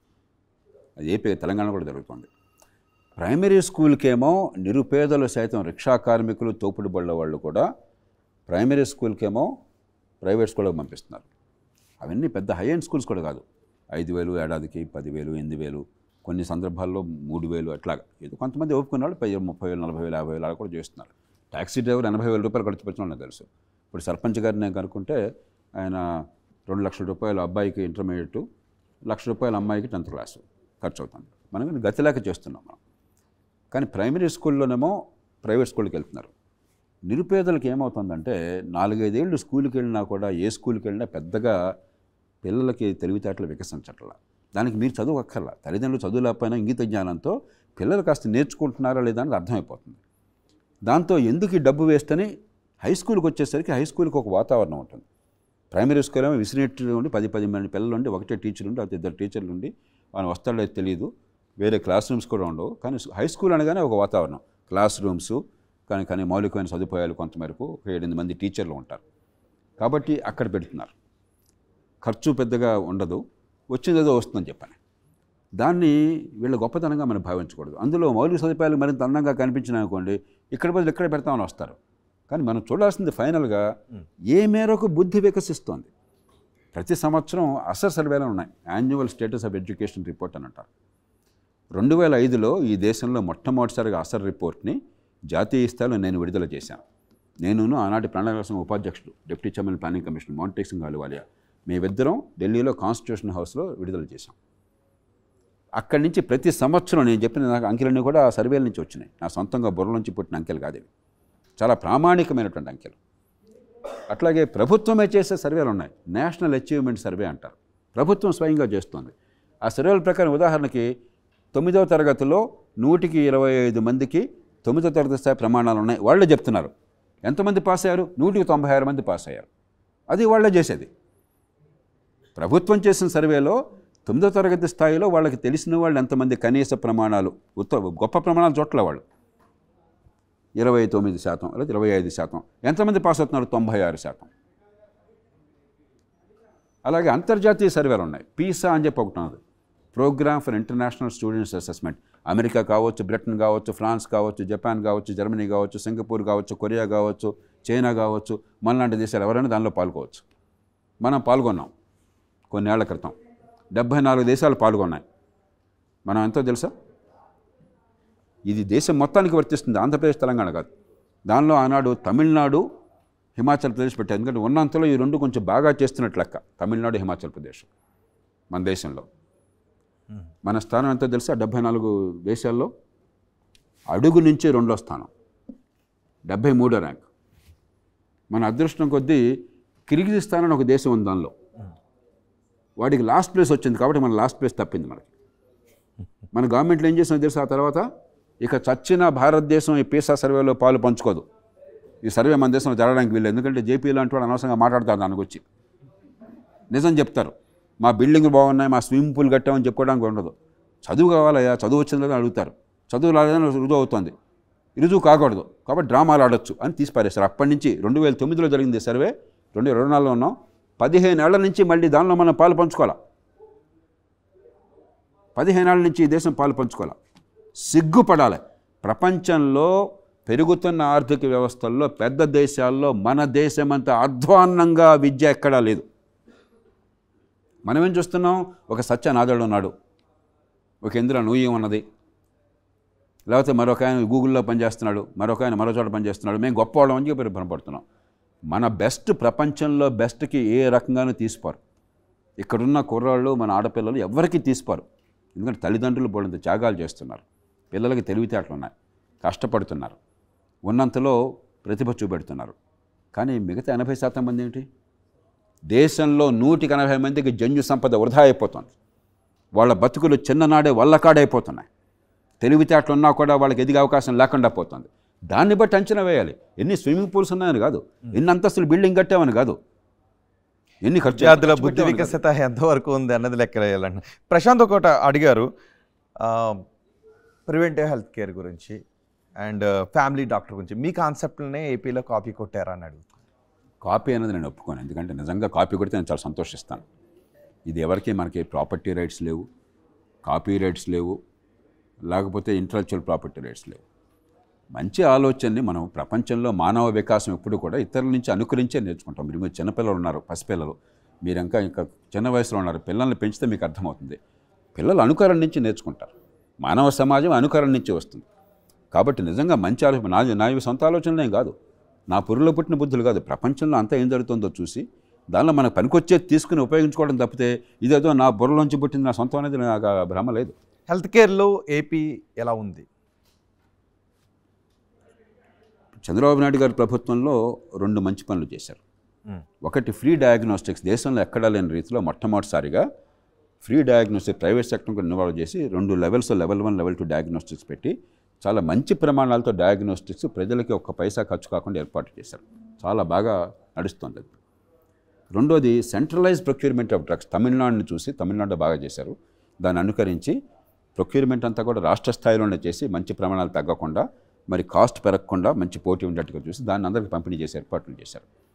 అలాగే ఇప్పటి ప్రభుత్వం ప్రతి పిహెచ్సి కింద గ్రామాలను గుర్తించి, వాళ్ళు సెక్రటేరియట్ గ్రామాలు ఏదో అన్నారు, వాటిని గుర్తించి అక్కడ వారానికో 10 రోజులకో ఒక రోజున డాక్టర్ అక్కడికే పోయి ఏర్పాటు చేశారు.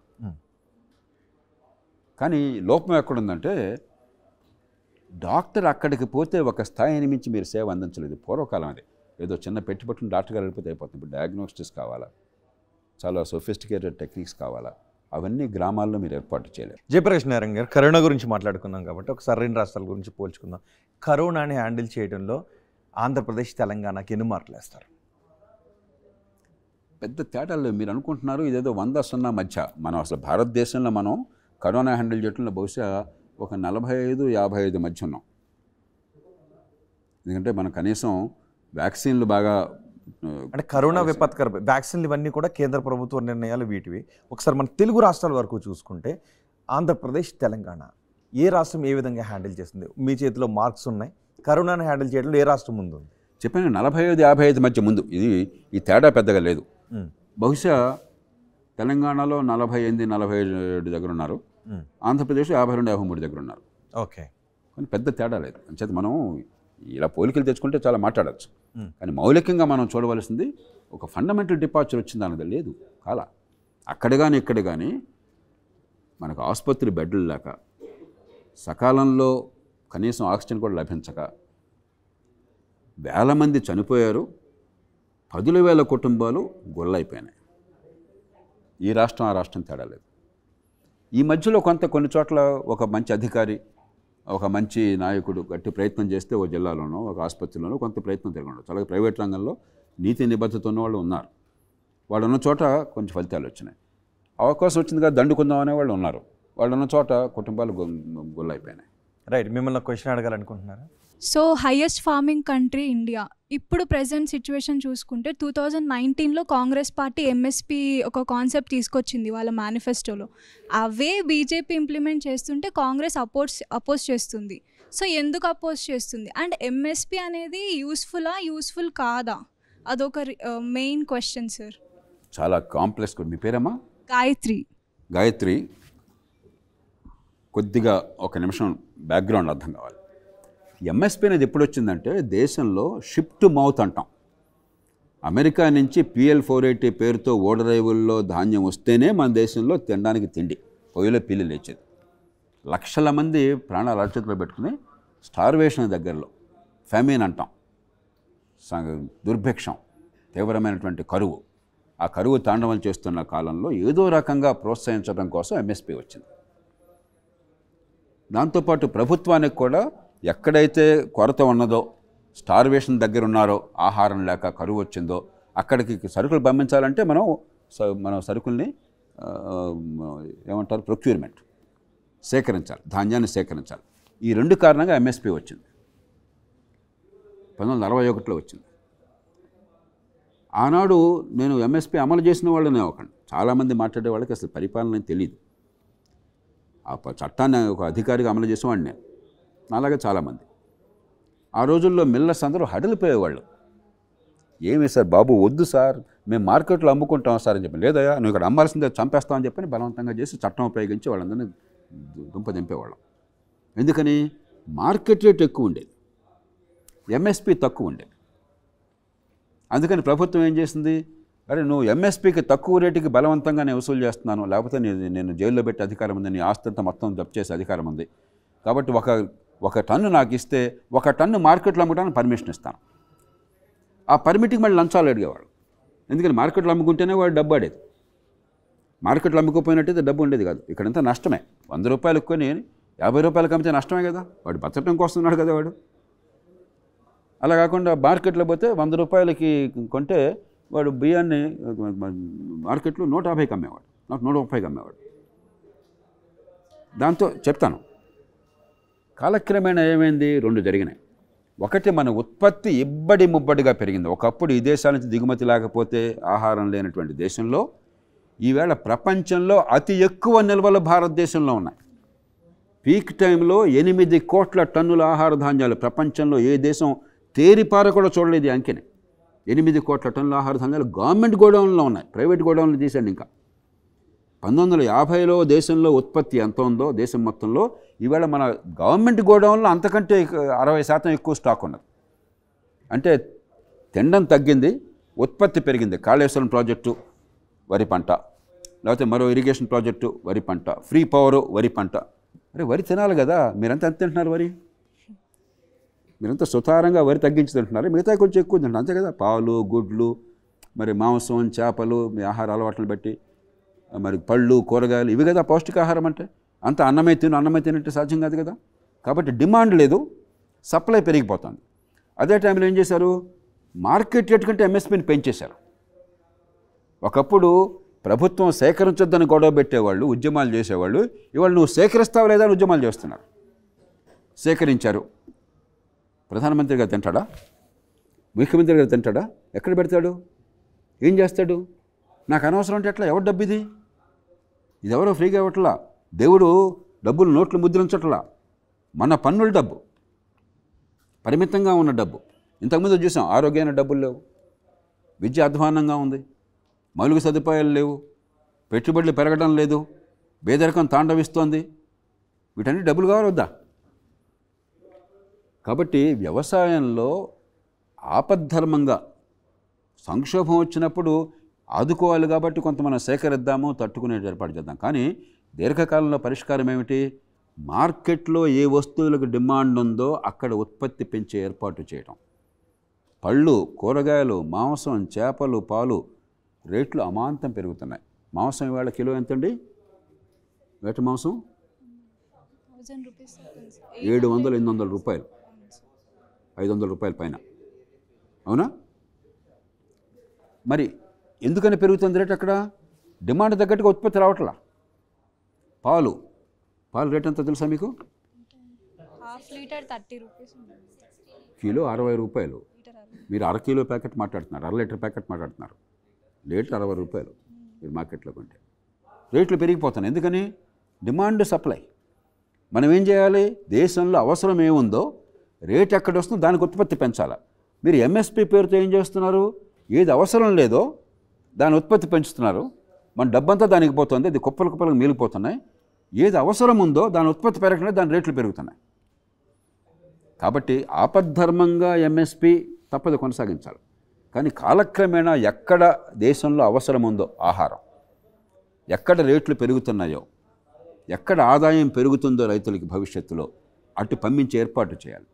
అది చేయకుండా తాత్కాలికమైన తాయిలాలతో చేస్తే కాలక్రమేణా ఏమవుతుంది? వ్యవస్థ పూర్తిగా సంక్షోభంలో కూలిపోతుంది. ప్రస్తుతం ఆ స్థితిలో ఉన్నాం. కాళేశ్వరం ప్రాజెక్ట్ అట్లీస్ట్ 1% మెంబర్స్కైనా యూటిలైజ్ అయ్యి ప్రొడక్టివ్గా ఉంది. కానీ సెక్రటేరియట్ బిల్డింగ్ దాంతో అవసరమే లేదు ఇప్పుడు.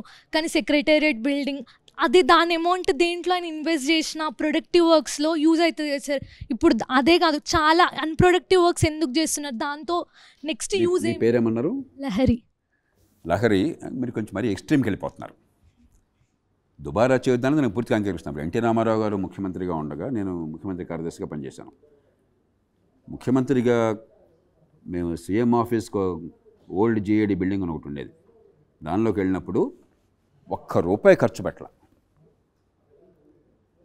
10,000 రూపాయలు మాత్రం ఈ ఫ్లోరింగ్ మరీ నార పట్టాలు అవి ఉండి మా అందరికీ ఎలర్జీ వచ్చేసి దుమ్ము ధూళి పేలిపోయి బాగా అసలు పని చేయలేకపోతుంటే నేనే బలవంతం చేసి ముఖ్యమంత్రి గారిని ఒప్పించి 10,000 రూపాయలు ఖర్చు పెట్టాను అంతే.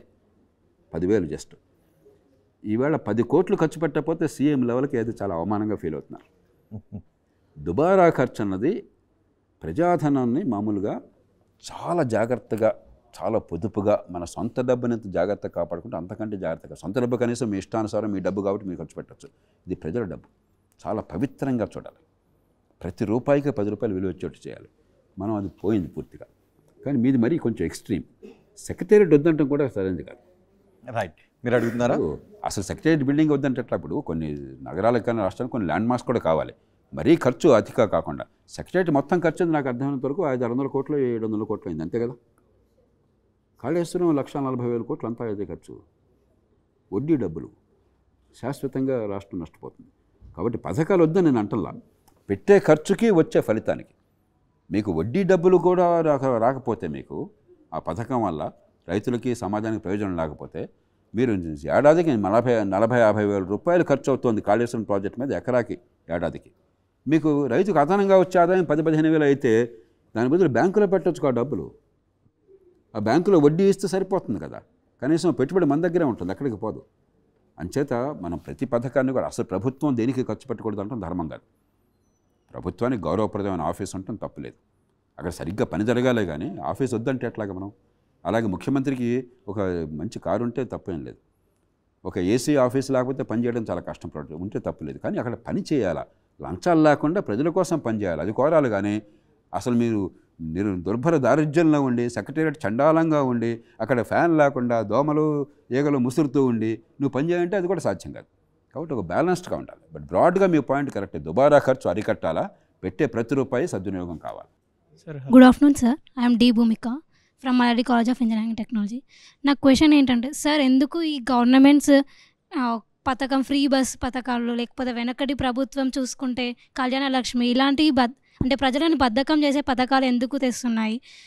అదే బదులు మాకు బీటెక్ వాళ్ళు చదువుకునే వాళ్ళకి చాలామందికి ఫీజు తక్కువ చేసిన, లేకపోతే ఎంతోమంది ఇక్కడ ఎడ్యుకేషన్ లోన్ తీసుకొని చదువుకుంటున్నాం, అవి మాఫీ చేసినా అయిపోద్ది కదా.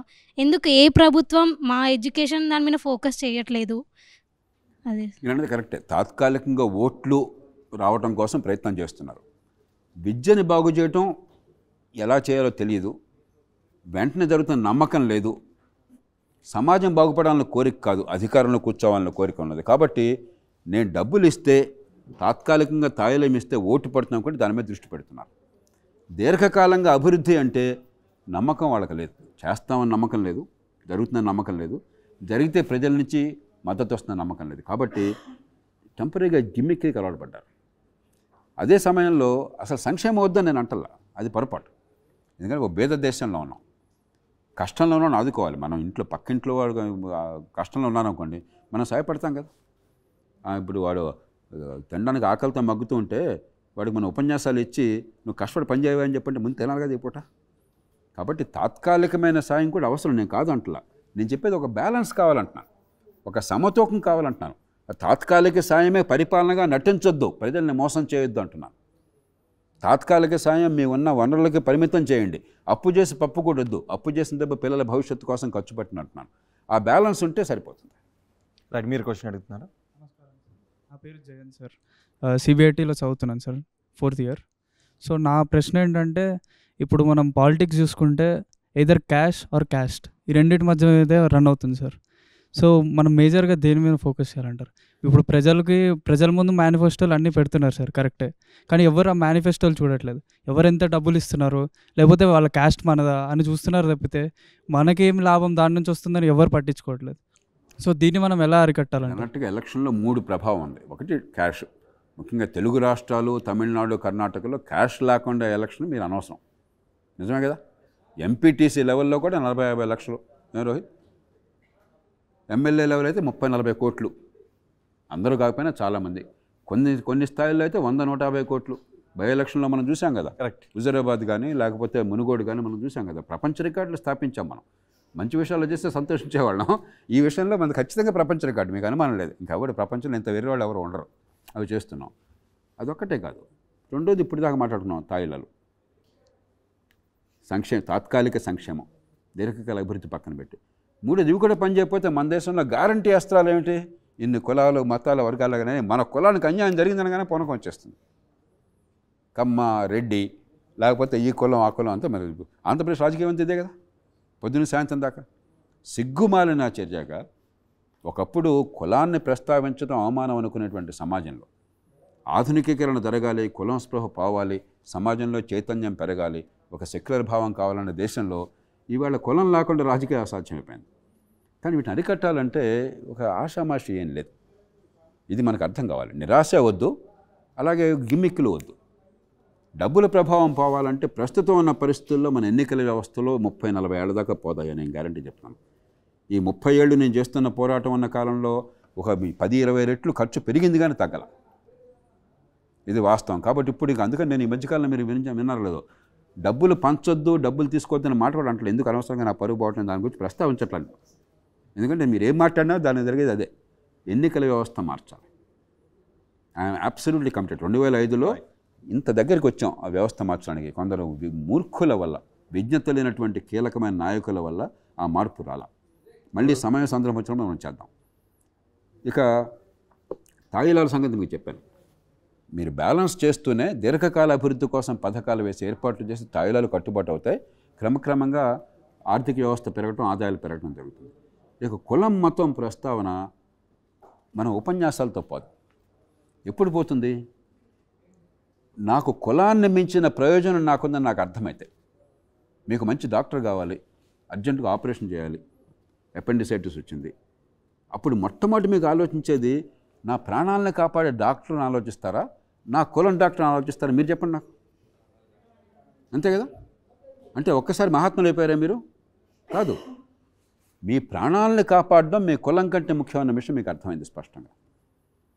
కాబట్టి నా కులం కంటే, నా మతం కంటే, నా ప్రాంతం కంటే నాకు, నా కుటుంబానికి కీలకమైన అంశాలని అర్థమయ్యే రకంగా వ్యవస్థ నిర్మాణం చేస్తే అప్పుడు క్రమక్రమంగా కులం ప్రభావం తగ్గుతుంది. అంటే కులం రాజకీయం నుంచి రాలా, కానీ రాజకీయం కులాన్ని మరింత పెంచుతుంది.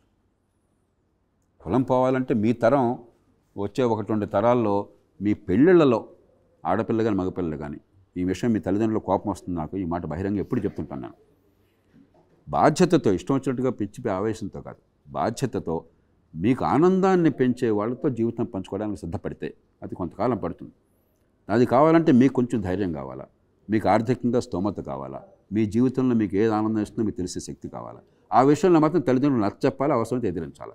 అది క్రమక్రమంగా జరిగితే కులం పోతుంది. అప్పటిదాకా కులం లోపల పెళ్ళిళ్ళు ఎంత ఎక్కువగా ఉన్నంతకాలం ఈ కులం స్పృహ, కులానికి మధ్య ద్వేషాలు ఇవన్నీ ఉంటాయి. కానీ రాజకీయం కులాన్ని పెంచి పోషిస్తుంది. అది పోవాల్సింది కులానికి అతీతంగా నా ప్రయోజనాలు ఉన్నాయి, నా కుటుంబ ప్రయోజనాలు ఉన్నాయి, కులం కంటే ముఖ్యమైన అర్థమయ్యే వ్యవస్థ వస్తే కులం ప్రభావం తగ్గుతుంది. చాలామంది ఇప్పుడు నేను కులాన్ని పాటించను అంటే నేను మహాత్ముడని కాదు, కులాన్ని మించి నా వ్యక్తిగత లాభం ఏంటో నాకు అర్థమవుతోంది. నా కులం లాభం కంటే కులాన్ని మించిన లాభం నాకు అర్థమవుతోంది. రోహిత్తో మాట్లాడితే రోహిత్ కులం నాకు గుర్తు రాదు, రోహిత్ మంచిగా యాంకర్ చేస్తారా లేదా, రోహిత్తో నేను మాట్లాడితే ఇప్పుడు నేను అనుకున్న ప్రయోజనం నెరవేరుతుందా లేదా, అది నాకు గుర్తుకు వస్తుంది. నిజంగా రోహిత్ కులం నాకు తెలియదు. ఇప్పుడు నా కులం కాబట్టి పనికి మాలిన వాడితో కూర్చుని నా టైం వేస్ట్ చేసేటంటే ఏ కులమైనా కూడా పనికొచ్చే పని చేస్తే నాకు లాభం. రైట్, అది అర్థమైతే కులం తగ్గుతుంది. నమస్కారం సార్, నా పేరు మల్లేశము, మాజీ గ్రామ సర్పంచ్, జనగాం జిల్లా విశ్వనాథపురం గ్రామం. సరే, ఎక్కువ గ్రామాలలో పంచాయతీ రైతుంటాయి సార్ భూములకు సంబంధించి. ఏమైందంటే ఇప్పుడు ఒక అతను ఫిజికల్గా ల్యాండ్ ఉంటుంది కానీ అతనికి పేరు ఉండదు. చాలా ఒక 30 సంవత్సరాలు 40 సంవత్సరాల నుంచి కాస్తు చేస్తూ ఉంటుంటాడు. ఆ రైతు పేరు మాత్రం భూమి మీద రాదు. ఇంకొక రైతుకు పొజిషన్ రికార్డెడ్గా ఉంటాడు కానీ అక్కడ పొజిషన్ మాత్రం ఉండదు సార్. నిజాం గవర్నమెంట్ ఉన్నప్పుడు సర్వేలు అయినాయి, మరి ఇప్పటి వరకు రీసర్వేలు జరగడం లేదు. అలా సరైన మాట చెప్పారు. దీనికి శాశ్వతమైన పరిష్కారం ఎట్లా అయితే సాధ్యపడుతుందో చెప్పండి సార్. ఇప్పుడు ఇందాక అనుకున్నాం ప్రభుత్వాలు అసలు చేయాల్సిన పనులు పక్కన పెడుతున్నాను, ఇది కీలకమైన పని. తెల్లవాడి పాలనలో కూడా వాడు పరాయి పాలన, వాడిని వాడిని పంపించడం కోసం పోరాడాం, స్వతంత్ర పోరాటంతో వాడి మీద వ్యతిరేకం చేసాం. కానీ ప్రతి 30 ఏళ్లకి బ్రిటిష్ ఇండియాలో సమగ్రంగా ప్రతి ఎకరము, ప్రతి చదరపు గజము పక్కాగా సర్వే చేసి సెటిల్మెంట్ చేసేవాడు. నిజాం ప్రాంతంలో అంత సమగ్రంగా జరగకపోయినా కూడా అన్ని ప్రైవేట్ భూములు సర్వే చేసేవాడు. నిజాం కూడా ఒక నిరంకుశ ప్రభువు, ఫ్యూడల్ ప్రభువు, రాచరికానికి ప్రతినిధి. ప్రజాస్వామ్య ప్రభుత్వంలో ఆధునిక యుగంలో ఇంత టెక్నాలజీ వచ్చాక, జీపీఎస్లు వచ్చిన తర్వాత సిగ్గులేని ప్రభుత్వాలు, పార్టీలు, పరిపాలన యంత్రాంగం ముగ్గురికి బాధ్యత ఉన్నది. ఒక్క రాష్ట్రంలో కూడా సమగ్ర భూ సర్వే రాష్ట్రం మొత్తంలో ఒక్క రాష్ట్రంలో కూడా గత 80 ఏళ్లలో జరగల. లాస్ట్ సర్వే దేశంలో జరిగింది 110 ఏళ్ల నుంచి 80 ఏళ్ల మధ్య, అంటే స్వతంత్రం రావడానికి అంతకుముందు 30 ఏళ్ళు ఆ రాష్ట్రాన్ని బట్టి. అంటే మనం ముందుకెడుతున్నా వెనక్కెడుతున్నామా? అందుకనే నేను విశ్వ ప్రయత్నం చేశాను. పరిపాలనా సంస్కరణ సంఘంలో సభ్యుడిగా ఉండగా ఇక్కడికి పరిపాలనా సంఘం ఆ కమిషన్ మొత్తాన్ని తీసుకొచ్చి రాష్ట్ర ప్రభుత్వాన్ని గట్టిగా ప్రేరేపించి మీరు చేయండి ఎంతైనా ఇస్తామని చెప్పి జాతీయ స్థాయిలో నిధులు ఏర్పాటు చేశాను. దానికోసం చెప్పాను, నా ఒత్తిడి మీద జాతీయ స్థాయిలో డబ్బులు ఏర్పాటు చేశారు. ఇంతవరకు జరగల. మా భూమి అని చెప్పని నిజామాబాద్ జిల్లాలో కొంత ప్రారంభం జరిగింది, దానికి ఆదుల హంసపాద అయిపోయింది. తర్వాత తాత్కాలికంగా హైరానా అడావిడిగా ఆర్భాటం చేయడం తప్పితే ఎన్ని పథకాలు చేసినా కూడా ఆంధ్రప్రదేశ్లో ప్రయత్నం ఈ మధ్య జరుగుతుంది. అంత ఆర్భాటం పథకాలు తప్ప నిజాయితీ చిత్తశుద్ధి లేవు. తెలంగాణలో దాని పేరు ఏమిటన్నారు, ల్యాండ్ రికార్డ్స్ అది పెట్టారు కదా, ధరణి పెట్టారు. ఉద్దేశం మంచిదే కానీ ఆదరాబాదరాగా చేస్తే, సమగ్రమైన సర్వే చేసి ప్రజల్లో విచారించకపోతే ఏమవుతుంది? ఎప్పుడో మీ ముత్తాత గారి పేరు ఉంటుంది అక్కడ. అయితే ముత్తాత గారు ఇంకా వెంకయ్య జరుగుంటే వెంకయ్య పేరు ఉంటుంది. మనందరికీ ఊళ్ళో తెలుసు అది ఎవరు ఆస్తో, కానీ ఆ ముత్తాత పేరు తప్ప మన పేరు ఉండదు. పేరు మార్చుకోవాలంటే ఈ మధ్య కొన్ని చోట్ల కంప్యూటరైజేషన్ బాగా ఎఫెక్టివ్గా ఉండి మీకు వేరే ఇబ్బందులు లేని చోట జరుగుతుంది. కానీ ఇప్పటికి కూడా మీ పేరుతో పట్టదారు పాస్ పుస్తకం కావాలంటే వేల రూపాయలు, కొన్ని సందర్భాలు లక్షల రూపాయలు లంచాలు ఇవ్వాల్సి వస్తుంది. కాబట్టి సమగ్రమైనటువంటి భూ సర్వే ప్రతి సమయం ప్రకారం జరగాలి, పీరియాడిక్గా. పారదర్శకమైన విచారణ జరిగే రికార్డ్ అన్నీ పర్ఫెక్ట్గా ఉండాలి. ఆ ఉండి అప్పుడు కంప్యూటరైజేషన్ మళ్ళీ తప్పులు లేకుండా, కంప్యూటర్లో మీ పేరు చిన్న స్పెల్లింగ్ తప్పితే గందరగోళం అయిపోతుంది. ఆ స్పెల్లింగ్ మార్చడం కోసం మళ్ళీ లంచాలు ఇవ్వాలి.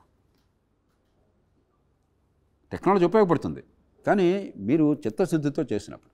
రైట్. మనకి దేశంలో, రాష్ట్రాల్లో అధ్వాన్నంగా ఉంది. ఇప్పటికైనా ఆలస్యమైన మొదలటే. ఒకరినొకరు తిట్టుకుంటున్నాం, బాగా తిడితే లాభం లేదు, మన పరిష్కారం అన్వేషించాలి. మనకి ఈ కాలం జనరేషన్ యూత్కి చాలా ఇష్టమైన సబ్జెక్ట్ ఇది, తాగబోయించడం. ఇప్పుడు తెలంగాణ రాష్ట్రంలో 7,000 crores స్టార్ట్ అయింది 2014లో, ఇవాళ 30,000 crores అంటున్నారు. అటు తమిళనాడు తీసుకెళ్తే 46,000 crores ఆదాయం అంటున్నారు. ఇప్పుడు ఏపీ తీసుకుంటే మీరు అంతకుముందు అప్పుడు ఎన్టీఆర్ గారు గవర్నమెంట్ ఉన్నప్పుడు లిక్కర్ బ్యాన్ చేసిండ్రు, బీహార్లో బ్యాన్ చేసిండ్రు, అటు గుజరాత్లో బ్యాన్ చేసిండ్రు. అది ఎందుకు మళ్ళీ మనం ఇంప్లిమెంట్ చేయలేము? ఏపీలో ఏమైనా కొంచెం ప్రయత్నం జరుగుతుందా? ఇక్కడ ప్రయత్నం, ఇక్కడైతే మనకు తెలుసు ఊరూరులో యువకులు సాయంత్రం కాగానే ఇదే పని. సో దాని నుంచి ఎట్లా బయటపడాలి? అంతేకాదు, ఇప్పుడు ఎలక్షన్ టైంలో రోహిత్, ఈ 3 నెలల్లో దురదృష్టం కొద్దీ కొన్ని లక్షల మంది 14, 15, 16 సంవత్సరాల వయసు వాళ్ళు తాగుడికి మొట్టమొదటిసారిగా బానిసలు అవుతారు. అసలు అత్యధికులు పేద కుటుంబాల్లో, దిగువ మధ్య తరగతిలో తాగుడికి బానిసలు కావటం ఎలక్షన్ టైంలో. ఈ 3 నెలలు పార్టీలకి 2 నెలలు తాగబోయించడమే పని. వెనకాల జిందాబాద్ అనిపించుకోవడం, తాగబోయించడం కార్యకర్తల పేరుతో.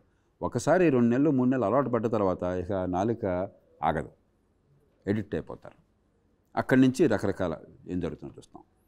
కాబట్టి ఖచ్చితంగా మద్యం ప్రభావం మన సమాజం మీద చాలా తీవ్రంగా, చాలా ప్రమాదకరంగా ఉంది, దానిలో అనుమానం లేదు.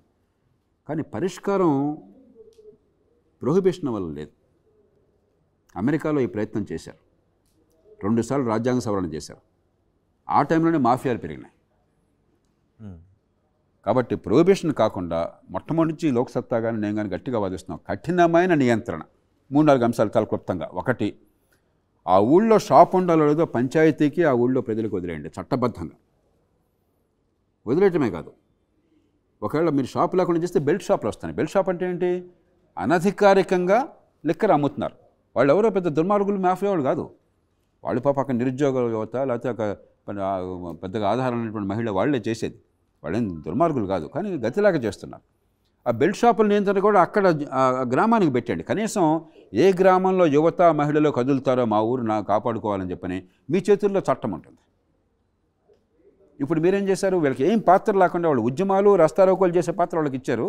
అధికార యంత్రాంగం ఈ దేశంలో ప్రజల కోసం పనిచేస్తుంటాయి. అందులో ఇలాంటి సెక్టర్లో లంచాలు, ఆమ్యామ్యాలు బ్రహ్మాండంగా.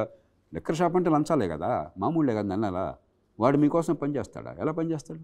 పోనీ చేద్దాం అనుకున్న వాడికి ఆ శక్తి ఉందా? ప్రతి ఊళ్ళో అన్ని షాపులు ఆపే శక్తి ఉందా వాడికి? అది వాళ్ళకి ఇచ్చేయండి. రెండోది ఎడిక్షన్. ఇప్పుడు ఒకసారి ఎడిక్షన్ వచ్చిన తర్వాత మీరు నియంత్రణ ఎంత ఉన్నా లాభం లేదు. డీ ఎడిక్షన్ కావాలి, అది మెడికల్ ప్రాబ్లం. అది తెలంగాణలో కొన్ని లక్షల మంది, బహుశా కొన్ని 10 లక్షల మంది ఈవేళ మద్యానికి బానిసలు అయిపోయారు. ఎడిక్షన్ అంటే అర్థం మెడికల్ పరిభాషలో ఫిజికల్ డిపెండెన్స్. అది మానసికంగా డిపెండ్ అవ్వడం కూడా కాదు, ఫిజికల్. శరీరం ఇంకా ఒప్పుకోదు. ఆ లిక్కర్ లేకపోతే ఒళ్ళు వణికిపోతుంది, నొప్పులు వచ్చేస్తాయి, బాడీ అంతా. కరోనా టైంలో బాగా చూసాం, అది కరోనా టైంలో బాగా చూసాం. తర్వాత ఒక్కసారి ఓపెన్ చేసేటప్పటికి. కాబట్టి డీ అడిక్షన్ కావాలి, అది మెడికల్ ప్రాబ్లం. అది ప్రతి మండలంలో డీ అడిక్షన్ సెంటర్లు పెట్టి ఫ్రీగా ముందు దాని నుంచి బయటపడే ఏర్పాటు చేయాలి. 3, బహిరంగంగా తాగటం నిషేధించండి. నువ్వు కావాలి ఇంట్లో పోయి తాగు, బార్లో కూర్చుని తాగు, బయట తాగటం నిషేధించండి. 4, తాగి ఏ చిన్న నేరం చేసినా కూడా దాన్ని రెట్టింపు పనిష్మెంట్ చేసి హార్ష్గా చేయండి. అంటే ముందు అసలు దానివల్ల వచ్చే పర్యవసానాలు చేయండి. ఇవన్నీ చేస్తే కాలక్రమేణా చాలా మందికి అదుపు. ప్రశాంత్ అడిగింది లిక్కర్ కన్జంప్షన్ తగ్గించడంలో ఏపీలో ఎటువంటి ప్రయత్నాలు జరిగాయి తెలంగాణతో పోల్చుకుంటే? ప్రయత్నాలు ఏమీ జరగలేదు. అన్ని చోట్ల విపరీతంగా లిక్కర్ కన్జంప్షన్ పెరుగుతుంది. కాకపోతే బ్రాండ్లు, ఫేమస్ బ్రాండ్లు లేకుండా వాళ్లే మొనోపలైజ్ చేసి బిజినెస్ని, ప్రభుత్వ ఆదాయము, వ్యక్తిగత వ్యాపారము, అవినీతి 3ని చాలా అద్భుతంగా కలిపేశారు. అక్కడ జరిగిన ఇన్నోవేషన్ అది తప్ప లిక్కర్ కన్జంప్షన్ ఏమాత్రం తగ్గలేదు. లిక్కర్ ధరలు ఇంకా పెరుగుతూ ఉన్నాయి. లిక్కర్కి ఇంకా మరింత బానిసలు అవుతున్నారు. ఓ పక్కన తాత్కాలికమైన తాయిలాలు ఇస్తున్నా, మరో పక్కన బానిసలను చేసి వాళ్ళని పేదరికంలో నుంచేస్తున్నారు. ఓకే, జయప్రకాష్ నారాయణ గారు ఒక క్వశ్చన్ అడిగా తర్వాత మిమ్మల్ని ర్యాపిడ్ రౌండ్ క్వశ్చన్ అడగాలని అనుకుంటున్నాను. ఓకే, అధికార కేంద్రీకరణ అని అంటున్నారు. ఆంధ్రప్రదేశ్లో కూడా అధికార కేంద్రీకరణ జరుగుతుంది, కానీ మనకి పంచాయతీ వ్యవస్థ ఉంది. సో పంచాయతీలు ఉన్నాయి. ఇలాంటి టైంలో కూడా అధికార వికేంద్రీకరణ జరగలేదని అంటారా? అక్కడ మాజీ సర్పంచ్ గారు ఉన్నారు, ఒకసారి అడగండి మీరు. ఉత్సవ విగ్రహాలుగా పెట్టాం అంతే. ఆర్భాటంతో ఎలక్షన్ జరుగుతుంది. వనరులు లేవు, సొంత అధికారం లేదు, సిబ్బంది మీద నియంత్రణ లేదు, జవాబుదారీతనం లేదు. ప్రపంచంలో ఈ మాట నేను చాలా చాలా జాగ్రత్తగా చెప్తున్నాను. ప్రపంచంలో పెద్ద దేశాల్లో మన దేశం అంత కేంద్రీకరణ మరెక్కడా లేదు. నియంతృత్వం అన్న చైనాలో సైతం స్థానిక ప్రభుత్వాలు చాలా బలమైనవి. మళ్ళీ చెప్తున్నా, నియంతృత్వం అన్న చైనాలో సైతం స్థానిక ప్రభుత్వాలు చాలా బలమైనవి. మన పొరుగు నుండి చాలా కష్టాల్లో ఉన్న పాకిస్తాన్లో సైతం మనకంటే స్థానిక ప్రభుత్వాలు బలమైనవి. ఇంకో పొరుగునున్న బంగ్లాదేశ్లో సైతం మనకంటే స్థానిక ప్రభుత్వాలు బలమైనవి. ఇంత అధికార కేంద్రీకరణ ప్రపంచంలో మరెక్కడ లేదు. ఈ పార్టీ ఆ పార్టీ తేడా లేకుండా అధికార వికేంద్రీకరణ పట్ల ఏమాత్రం అవగాహన కానీ ఆసక్తి కానీ దేశం మరొకటి లేదు. జాతీయ స్థాయి కానీ రాష్ట్రం కానీ ఎవ్వరికీ లేదు. వీళ్ళందరికీ అధికారం ఎక్కడ ఉండాలంటే ప్రధానమంత్రి, ముఖ్యమంత్రి దాకా అధికారం కావాలి. వీళ్ళ పోరాటం అంతా ముఖ్యమంత్రికి అధికారం కావాలి, అంతకుమించి వెళ్ళదు. రైట్, మీ దగ్గర నెంబర్స్ ఉన్నాయి, మార్క్స్ ఉన్నాయి. ఒకసారి మీరు ఆ మార్క్స్ని చేతిలో పట్టుకుంటే కొన్ని విషయాలు అడుగుతాను. ఆంధ్రప్రదేశ్లో వాటికి మీరు ఎన్ని మార్క్స్ వేస్తారు? సో ఆంధ్రప్రదేశ్లో విద్యా వ్యవస్థకు మీరు ఎన్ని మార్క్స్ వేస్తారు? 2 మార్కులు. సో నేను ఎందుకో నేను అడగాలని చెప్పాను, చాలా చెప్పాను కదా. విద్యా వ్యవస్థకి ఎన్ని మార్క్స్ వేస్తారు? విద్యా వ్యవస్థకి ఎన్ని మార్క్స్ వేస్తారు? విద్యగా అడిగింది ఇప్పుడు. సో వైద్యానికి నేను చూసేది ఫలితాలు, మీ ఖర్చు కాదు. వాలంటీర్ వ్యవస్థకి ఎన్ని మార్క్స్ వేస్తారు? అసలు వ్యవస్థ తప్పు. ఆంధ్రప్రదేశ్లో పాలనకి ఎన్ని మార్క్స్ వేస్తారు? ఈ రెంటికి మధ్య ఏమైనా ఉందా? అభివృద్ధికి, పెట్టుబడులను ఆకర్షించడంలో, కరప్షన్ అంటే కరప్షన్ ఉందనా లేదనా తగ్గించడంలో. ఇది వర్స్ట్ అని అర్థం, తక్కువ అని కాదు. కరప్షన్ని నిర్మూలించడంలో ఆంధ్రప్రదేశ్ ఏ స్థానంలో ఉంది? వర్స్ట్. మళ్ళీ ఓకే, ఫ్యామిలీ డాక్టర్ విధానానికి ఎన్ని మార్క్స్ వేస్తారు ఆంధ్రప్రదేశ్లో? 2కి 3కి మధ్య వేస్తాను. హెల్త్ కేర్ చెప్పాను కదా. అంటే ఎందుకంటే అల్టిమేట్గా అవుట్కమ్స్ చూడాలి. అవుట్కమ్స్ విషయంలో ఏం మార్పులు లేవు. సంక్షేమం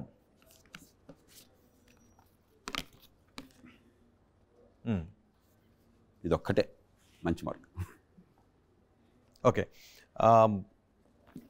గ్రామ సచివాలయ వ్యవస్థకి ఎన్ని మార్క్స్ వేస్తారు? ఖచ్చితంగా అది ఫలితాలను ఇస్తాం. అది ఆ ప్రయోగాన్ని నేను హర్షిస్తున్నాను. మహిళా సాధికారత విషయంలో పెద్ద తేడా లేదు, గతానికి ఇప్పటికీ తేడా ఏం లేదు. పెద్ద అంతా 2.5 అంతే, 2 లెవెల్. Right, okay. ఎలక్షన్స్ ముంగిటున్నాం, మీరు చాలా విషయాలపై మంచి మంచి విషయాలు చెప్పారు. సో ఫైనల్గా ఓటర్లకు మీరు ఇచ్చే సూచన ఏంటి? దాంతో నేను కన్క్లూడ్ చేయాలని అనుకుంటున్నాను. ఇది దేశానికి రాష్ట్రానికి కూడా వర్తిస్తుంది, అన్ని రాష్ట్రాలకు వర్తిస్తుంది. మళ్ళీ చెప్తున్నా, అంటే బాధాతప్త హృదయంతో చెప్తున్నాను. నేను చాలా ఆశావాదిని, కానీ అవినీతి నిర్మూలనకు కానీ, అధికార వికేంద్రీకరణకు కానీ, ఎన్నికల వ్యవస్థ మార్చడానికి కానీ, చట్టబద్ధ పాలనకు కానీ ఈవేళ రాజకీయ పార్టీల్లో ఏ రకమైనటువంటి సంకల్పము లేదు. బ్రాడ్గా కొందరు వ్యక్తులు, కొన్ని ప్రభుత్వాలు వ్యక్తిగతంగా నిజాయితీగా ఉన్నాయి. ఉదాహరణకి ఒరిస్సాలో నవీన్ పట్నాయక్ నిఖార్సైన నిజాయితీ, ఉత్తరప్రదేశ్లో యోగి ఆదిత్యనాథ్ వ్యక్తిగతంగా నిఖార్సైన నిజాయితీ, బహుశా పరిపాలనలో కూడా నిజాయితీ ఉంది. ప్రధానమంత్రిగా నరేంద్ర మోదీ నిఖార్సైన నిజాయితీ. అది వేరు, వ్యవస్థీకృతమైన నిజాయితీ వేరు. అందుకే వ్యక్తుల నిజాయితీ గురించి మాట్లాడటాను. కాబట్టి అవినీతి కానీ, అధికార వికేంద్రీకరణ, అవినీతి నిర్మూలన కానీ, అధికార వికేంద్రీకరణ కానీ, లేకపోతే చట్టబద్ధ పాలన కానీ, ఎన్నికల వ్యవస్థ మార్చడం కానీ ఏ పార్టీ కూడా దానికి అనుకూలంగా లేదు. కాబట్టి దేశంలో మిగిలింది ఒక్కటే వేళ ఆర్థిక ప్రగతి, పెట్టుబడులు, ఉపాధి కల్పన, సంపద సృష్టి. అదొక్కటే దేశానికి ఉన్న సువర్ణ అవకాశం. ఏ పార్టీలు దానికి కట్టుబడతాయో దాని పక్కన మొగ్గు చూపితే మీ పిల్లలకు భవిష్యత్తు ఉంటుంది. యువతకు భవిష్యత్తు ఉంటుంది. అలా కాకుండా తాత్కాలికమైన తాయిలాలు, కొత్త పరిశ్రమలు లేకపోతే కొత్త పెట్టుబడులు, ఉపాధి కల్పన లేకుండా ప్రభుత్వం నుంచి వచ్చేటువంటి సంక్షేమం వల్ల పేదరికం పోతుందన్న భ్రమలు కల్పిస్తే ఖచ్చితంగా అవి రాష్ట్రాలకి, దేశానికి సర్వనాశనం. కానీ జిఎస్డిపి విషయంలో తెలంగాణ కంటే ఆంధ్రప్రదేశ్ ముందు ఉంది. ఈవేళ కొత్తగా వచ్చింది కాదు తమ్ముడు, పెద్దది తెలంగాణ కంటే. తలసరి ఆదాయం తెలంగాణ చాలా ఎక్కువ ఉంది ఆంధ్రప్రదేశ్ కంటే. ఆంధ్రప్రదేశ్ జనాభా 6 కోట్ల దగ్గర ఉంది, తెలంగాణ 3,80,00,000 దగ్గర ఉంది. 3,80,00,000 వాడు పట్టుకుని అంతకంటే కొంచెం ₹1 ఎక్కువ ఉందంటే ఎట్లా? మీరు ఎంత పెరిగారో మీరు చూడండి, ఒకప్పుడు ఎంత బాగున్నారో మీరు చూడండి మిగతా దేశంతో పోలిస్తే, పెట్టుబడులు కానీ జిఎస్టిపి కానీ.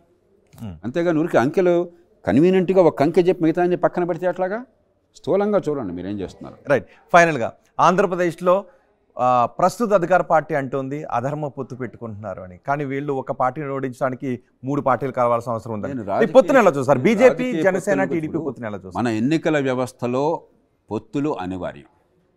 ఎందుకంటే చిన్న పార్టీలకి మన ఎన్నికల వ్యవస్థలో స్పేస్ లేదు. అదే దామాషా పద్ధతి ఎన్నికలు అంటే మీకు వచ్చే 5% ఓట్లకి 5% సీట్లు వస్తాయి. మీ మీద మమకారం ఉంటే 5% 15% పెరుగుతుంది. మన ఎన్నికల వ్యవస్థలో మీకు నిజంగా ప్రజల్లో 30% మద్దతు ఉన్నా కూడా 3%కి పడిపోతుంది మీరు గెలవాలనుకుంటే. కాబట్టి పొత్తులు అనేవి ఆయా రాజకీయ పరిస్థితులను బట్టి కలుపుకుంటారు. దానిలో పొత్తు అనేది ప్రజాక్షేమం కోసం, అభివృద్ధి కోసమా, లేదంటే అధికారంలో ఉన్న పార్టీని దించడం కోసమా పొత్తు అనివార్యమయ్యేది? ఏ పార్టీ అయినా కూడా రాజకీయాన్ని తమ నమ్మిన లక్ష్యాల కోసం చేస్తుంది. అంటే మీరు చేస్తేనేమో అది చాలా పవిత్రమైనది, ఇంకోటి చేస్తే రంకు అంటే ఎట్లాగా? కానీ వైసీపీ ఇంతవరకు ఎవరితోనూ పొత్తులో వెళ్ళలేదు. మీ ఇష్టం అది. మీ వస్తే పొత్తు కలవడానికి ఎవరు సిద్ధంగా లేరేమో. మనప్పుడు పొత్తుల్ని అనాయత్తంగా ఉండటం చాలా మూర్ఖత్వం అవుతుంది. పొత్తులు అనివార్యం మన ఎన్నికల వ్యవస్థలో. పొత్తులు అదే దామాషా పద్ధతి అనుకోండి, పొత్తులు అక్కర్లా. హైదరాబాద్ నగరంలో లోక్సత్తాకి పార్టీగా ఎంఐఎం కంటే ఓట్లు ఎక్కువ వచ్చినాయి, కానీ సీటు ఒక్కటే వచ్చింది, అది కూడా నాకు ఒక్కడికే. వాళ్ళకి 8 సీట్లు 7-8 సీట్లు వచ్చినాయి. మన ఎన్నికల వ్యవస్థ అట్లాంటిది. కాబట్టి మన ఎన్నికల వ్యవస్థలో ప్రజల్లో మీకు ఒక ఆదరణ ఉన్నా కూడా రాజకీయ అధికారంలో వాటా చాలా కష్టం. మీకు 30-40%, 40% ఓట్లకి వెళ్ళేదాకా. కాబట్టి పొత్తులు అనివార్యం. ఇప్పుడు పవన్ కళ్యాణ్ గారు ఉన్నారు, ఒక మంచి ఉద్దేశంతో ఆయన ఇప్పుడు ఒక రాజులాగా చలామణి కావచ్చు కదా సినిమాల్లో.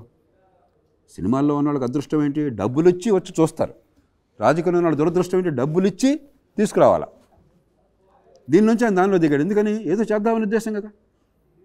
కానీ మీకున్నటువంటి శాతం ఓట్లతో మీకు అధికారం సాధ్యం కాదు, మీ గొంతుకు విలువ చేయకూడదు, పొత్తుకు తెచ్చుకున్నారు. ఓకే. అంచేత పొత్తులు తప్పంటాం చాలా మూర్ఖత్వమైన వాదన. అసలు రాజకీయంలో మీకు ప్రభావం ఉంటే దాన్ని జాతికి పనికొచ్చే రకంగా ఎలా తీర్చిదిద్దుదాం.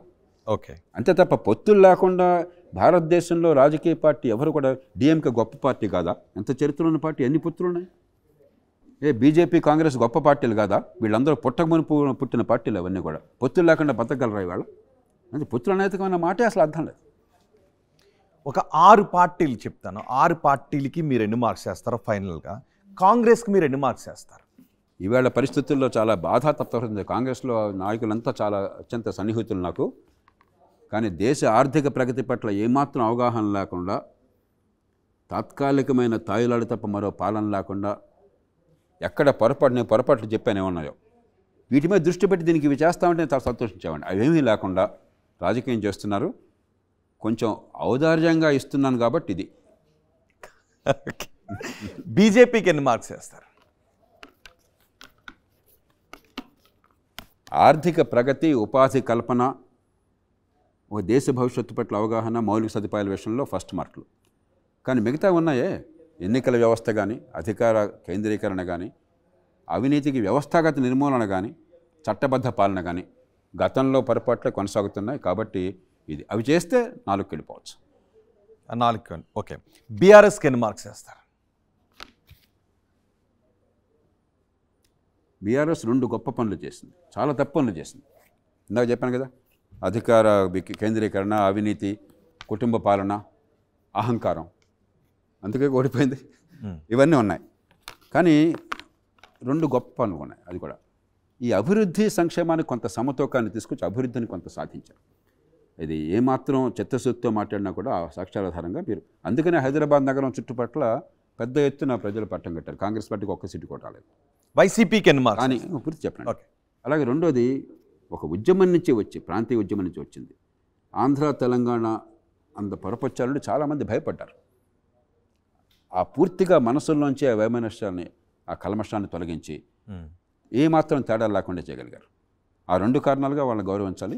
కానీ ఖచ్చితంగా వైఫల్యాలు చెప్పాను కదా, ఆ వైఫల్యాలు ఉండబట్టే ఇప్పుడు ఎన్నికల్లో ప్రజలు మద్దతు ఇవ్వలేకపోయినారు. వైసీపీకి ఎన్ని మార్క్స్ వేస్తారు? ఇందాక చెప్పాను అనుకుంటా. వైసీపీకి చెప్పలేదు. కాంగ్రెస్, బీజేపీ, బీఆర్ఎస్ని తీసుకున్నాం. వైసీపీకి ఎన్ని మార్క్స్ వేస్తారు? ఓకే, ఇది కొంచెం 1.5 యాక్చువల్గా. ఓకే, నేను కొంచెం జనరస్ 2 కడుతున్నాను. సంక్షేమం తప్ప పరిపాలన లేని రాష్ట్రంలో మరీ అడ్డగోలుగా చట్టబద్ధ పాలన దేశంలో లేదు.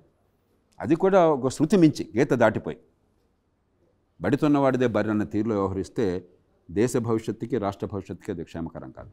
టీడీపీకి 2కి 3కి మధ్య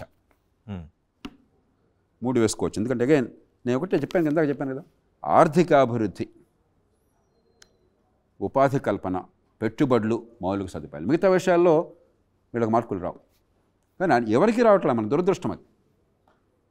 కాబట్టి మనకు చాయిసెస్ చాలా లిమిటెడ్గా ఉన్నాయి. ఉన్నంతలో నాకు ఇంకా దేశానికి, భవిష్యత్తుకి, ఈ తరానికి మంచి మార్గం నాకు ఆర్థిక ప్రగతి తప్ప మరొకటి నాకు కనిపించట్లేదు లేదు. అదన్నా కనీసం 15-20 ఏళ్ళు జరిగితే దేశాన్ని, మన బిడ్డల్ని కాపాడుకోగలం. ఓకే, గత ఎన్నికల్లో ఒకే ఒక్క ఎమ్మెల్యేని గెలిచిన జనసేనకి ఎన్ని మార్క్స్ వేస్తారు? పరిపాలనలోకి రానప్పుడు ఏం అందుకే నేను అడిగాను, ఒక్క ఎమ్మెల్యే మాత్రమే గెలిచారు. సో పార్టీ నిర్మాణం, విధానాలు, వెళ్తున్న తీరు, వీటికి పార్టీ పరంగా 3కి 4కి మధ్య చేస్తాను. అందుకే సంకల్పం ఉంది, చిత్తశుద్ధి ఉన్నది, కొంచెం పరిణతి కావాలి విధానాల విషయంలో. కానీ కొంచెం మంచి చేద్దామనే సంకల్పం ఉంది. ఆ సంకల్పం ఉన్నంతకాలం మనం వాళ్ళని ప్రోత్సహించాలి. వాళ్ళు కూడా మిలాఖత్ అయిపోతే మామూలు పరిపాలనలో, అధికార కేంద్రీకరణ, అవినీతులు, అప్పుడు మనం గ్రేడ్ తగ్గించాలి. అంటే మిలాఖత్ అయ్యారని అంటారా ఇప్పుడు? ఎందుకంటే అధికార పరిపాలనలో కూర్చుంటే కదా మిలాఖత్ అయ్యారని తెలిసేది. పరిపాలన లేనప్పుడు మీరు ఆల్లేదు సూలేదు మీరు వాళ్ళని తిట్టం మొదలెడితే ఎట్లాగా? ఈవేళ మనం చూడాల్సింది వాళ్ళు చేస్తున్న రాజకీయం తీరు, వాళ్ళ సంకల్పము, వాళ్ళ ఆలోచన, దాన్ని బట్టి వాళ్ళు అంచనా వేయగలం. ఇప్పుడు ఆంధ్రప్రదేశ్లో పొత్తు కేవలం అధికార పార్టీని దించడమే లక్ష్యంగా కనిపిస్తోందా, లేకపోతే ఆంధ్రప్రదేశ్ అభివృద్ధి కోసం పొత్తు పెట్టినట్టు కనిపిస్తోందా? ఎందుకంటే రాజకీయ వాగ్వాదాన్ని మనం చూస్తూ ఉన్నాం. ఇప్పుడు ఈ నాయిస్ అంతా పక్కన పెట్టేయాలి. ఖచ్చితంగా ఈ 3 పార్టీలు రాష్ట్ర అభివృద్ధి కోసం సంకల్పం ఉన్నది. చంద్రబాబు నాయుడు గారి క్రెడిబిలిటీ ఆ విషయంలో అనుమానం లేదు కదా. ఆయన్ని తీవ్రంగా విమర్శించిన వాళ్ళని ఇవ్వకండి. నా అంత విమర్శ ఆయన ఎవరో చేయాల. అధికార కేంద్రీకరణని, వ్యవస్థీకృత అవినీతిని, ఎన్నికల్లో ఖర్చుని నేను విపరీతంగా తూర్పారపెట్టాను. కానీ ఆర్థిక ప్రగతి విషయంలో, పెట్టుబడుల విషయంలో, ఉపాధి కల్పన విషయంలో ఆయన సంకల్పాన్ని ఎవ్వరూ కూడా కాదన్నారు దేశంలో. అట్లాగే భారతీయ జనతా పార్టీ ఆ రాష్ట్రంలో పెద్ద బలం లేకపోవచ్చు. ఇవాళ దేశంలో నరేంద్ర మోదీ గారికి బ్రాండ్ ఏమన్నా ఉంది ప్రపంచంలో, దేశంలో అంటే ఖచ్చితంగా ఆర్థిక అభివృద్ధి, పెట్టుబడులు, ఉపాధి కల్పన, దేశ భవిష్యత్తు పట్ల అవగాహన. కానీ మిగతా విషయాల్లో నేను విమర్శించట్టు ఆయన ఎవరో విమర్శించట్లా. ఆర్ఎస్ఎస్ వారు సమావేశాలు పెడితే జాతీయ స్థాయిలో నేను నిర్లక్ష్యంగా చెప్పాను. విద్యలో వైఫల్యం, ఆరోగ్యంలో వైఫల్యం, చట్టబద్ధ పాలన వైఫల్యం, అధికార కేంద్రీకరణలో వైఫల్యం, లేకపోతే ఎన్నికల వ్యవస్థలో వైఫల్యం. కాబట్టి తప్పులున్నాయి. కానీ మనం ఉన్న పరిస్థితుల్లో మనకి పర్ఫెక్ట్ను, ఇంపర్ఫెక్ట్ చోట్ల మనం 2 ఇంపర్ఫెక్ట్ శక్తుల్లో ఉన్నంతలో గుడ్డులో మెల్ల ఏది, ఉన్నంతలో ఎవరిని నమ్ముకుంటే మనకు ఉన్నంత పరిస్థితులు బాగుపడతాయి. అంతేగాని ఇవాళ ఆ రకంగా పర్ఫెక్షన్ అయితే అందరినీ ఇంటికి పంపించాలి. ఇంటికి పంపించి ఏం చేద్దాం మనం? మిమ్మల్ని ప్రధానమంత్రిని చేస్తారా? మిమ్మల్ని ముఖ్యమంత్రిని చేస్తారా? లేదు కదా. ఉన్నది ఇది, ఉన్నంతలో ఏది అని చూసుకోవాలి. Thank you very much Jayaprakash Narayana గారు ఆర్టీవీ అన్సెన్సర్లో పాల్గొని ప్రస్తుత దేశవ్యాప్తంగా అలాగే తెలుగు రాష్ట్రాల్లో రాజకీయ పరిణామాల పరిస్థితులపై మీ విశ్లేషణ అందించినందుకు, చాలా విలువైన సూచనలు కూడా చేసినందుకు. ఇవి లోక్సత్తా వ్యవస్థాపక అధ్యక్షులు, మాజీ ఐఏఎస్ అధికారి జయప్రకాష్ నారాయణతో ఆర్టీవీ అన్సెన్సర్ విశేషాలు. తాజా సమాచారం కోసం చూస్తూనే ఉండండి ఆర్టీవీ. మరిన్ని వీడియోస్ కోసం ఛానల్ ని సబ్స్క్రైబ్ చేయండి, లేటెస్ట్ అప్డేట్స్ కోసం వాట్సాప్ ఛానల్ ని ఫాలో చేయండి, అండ్ లింక్ డిస్క్రిప్షన్ లో ఉంది.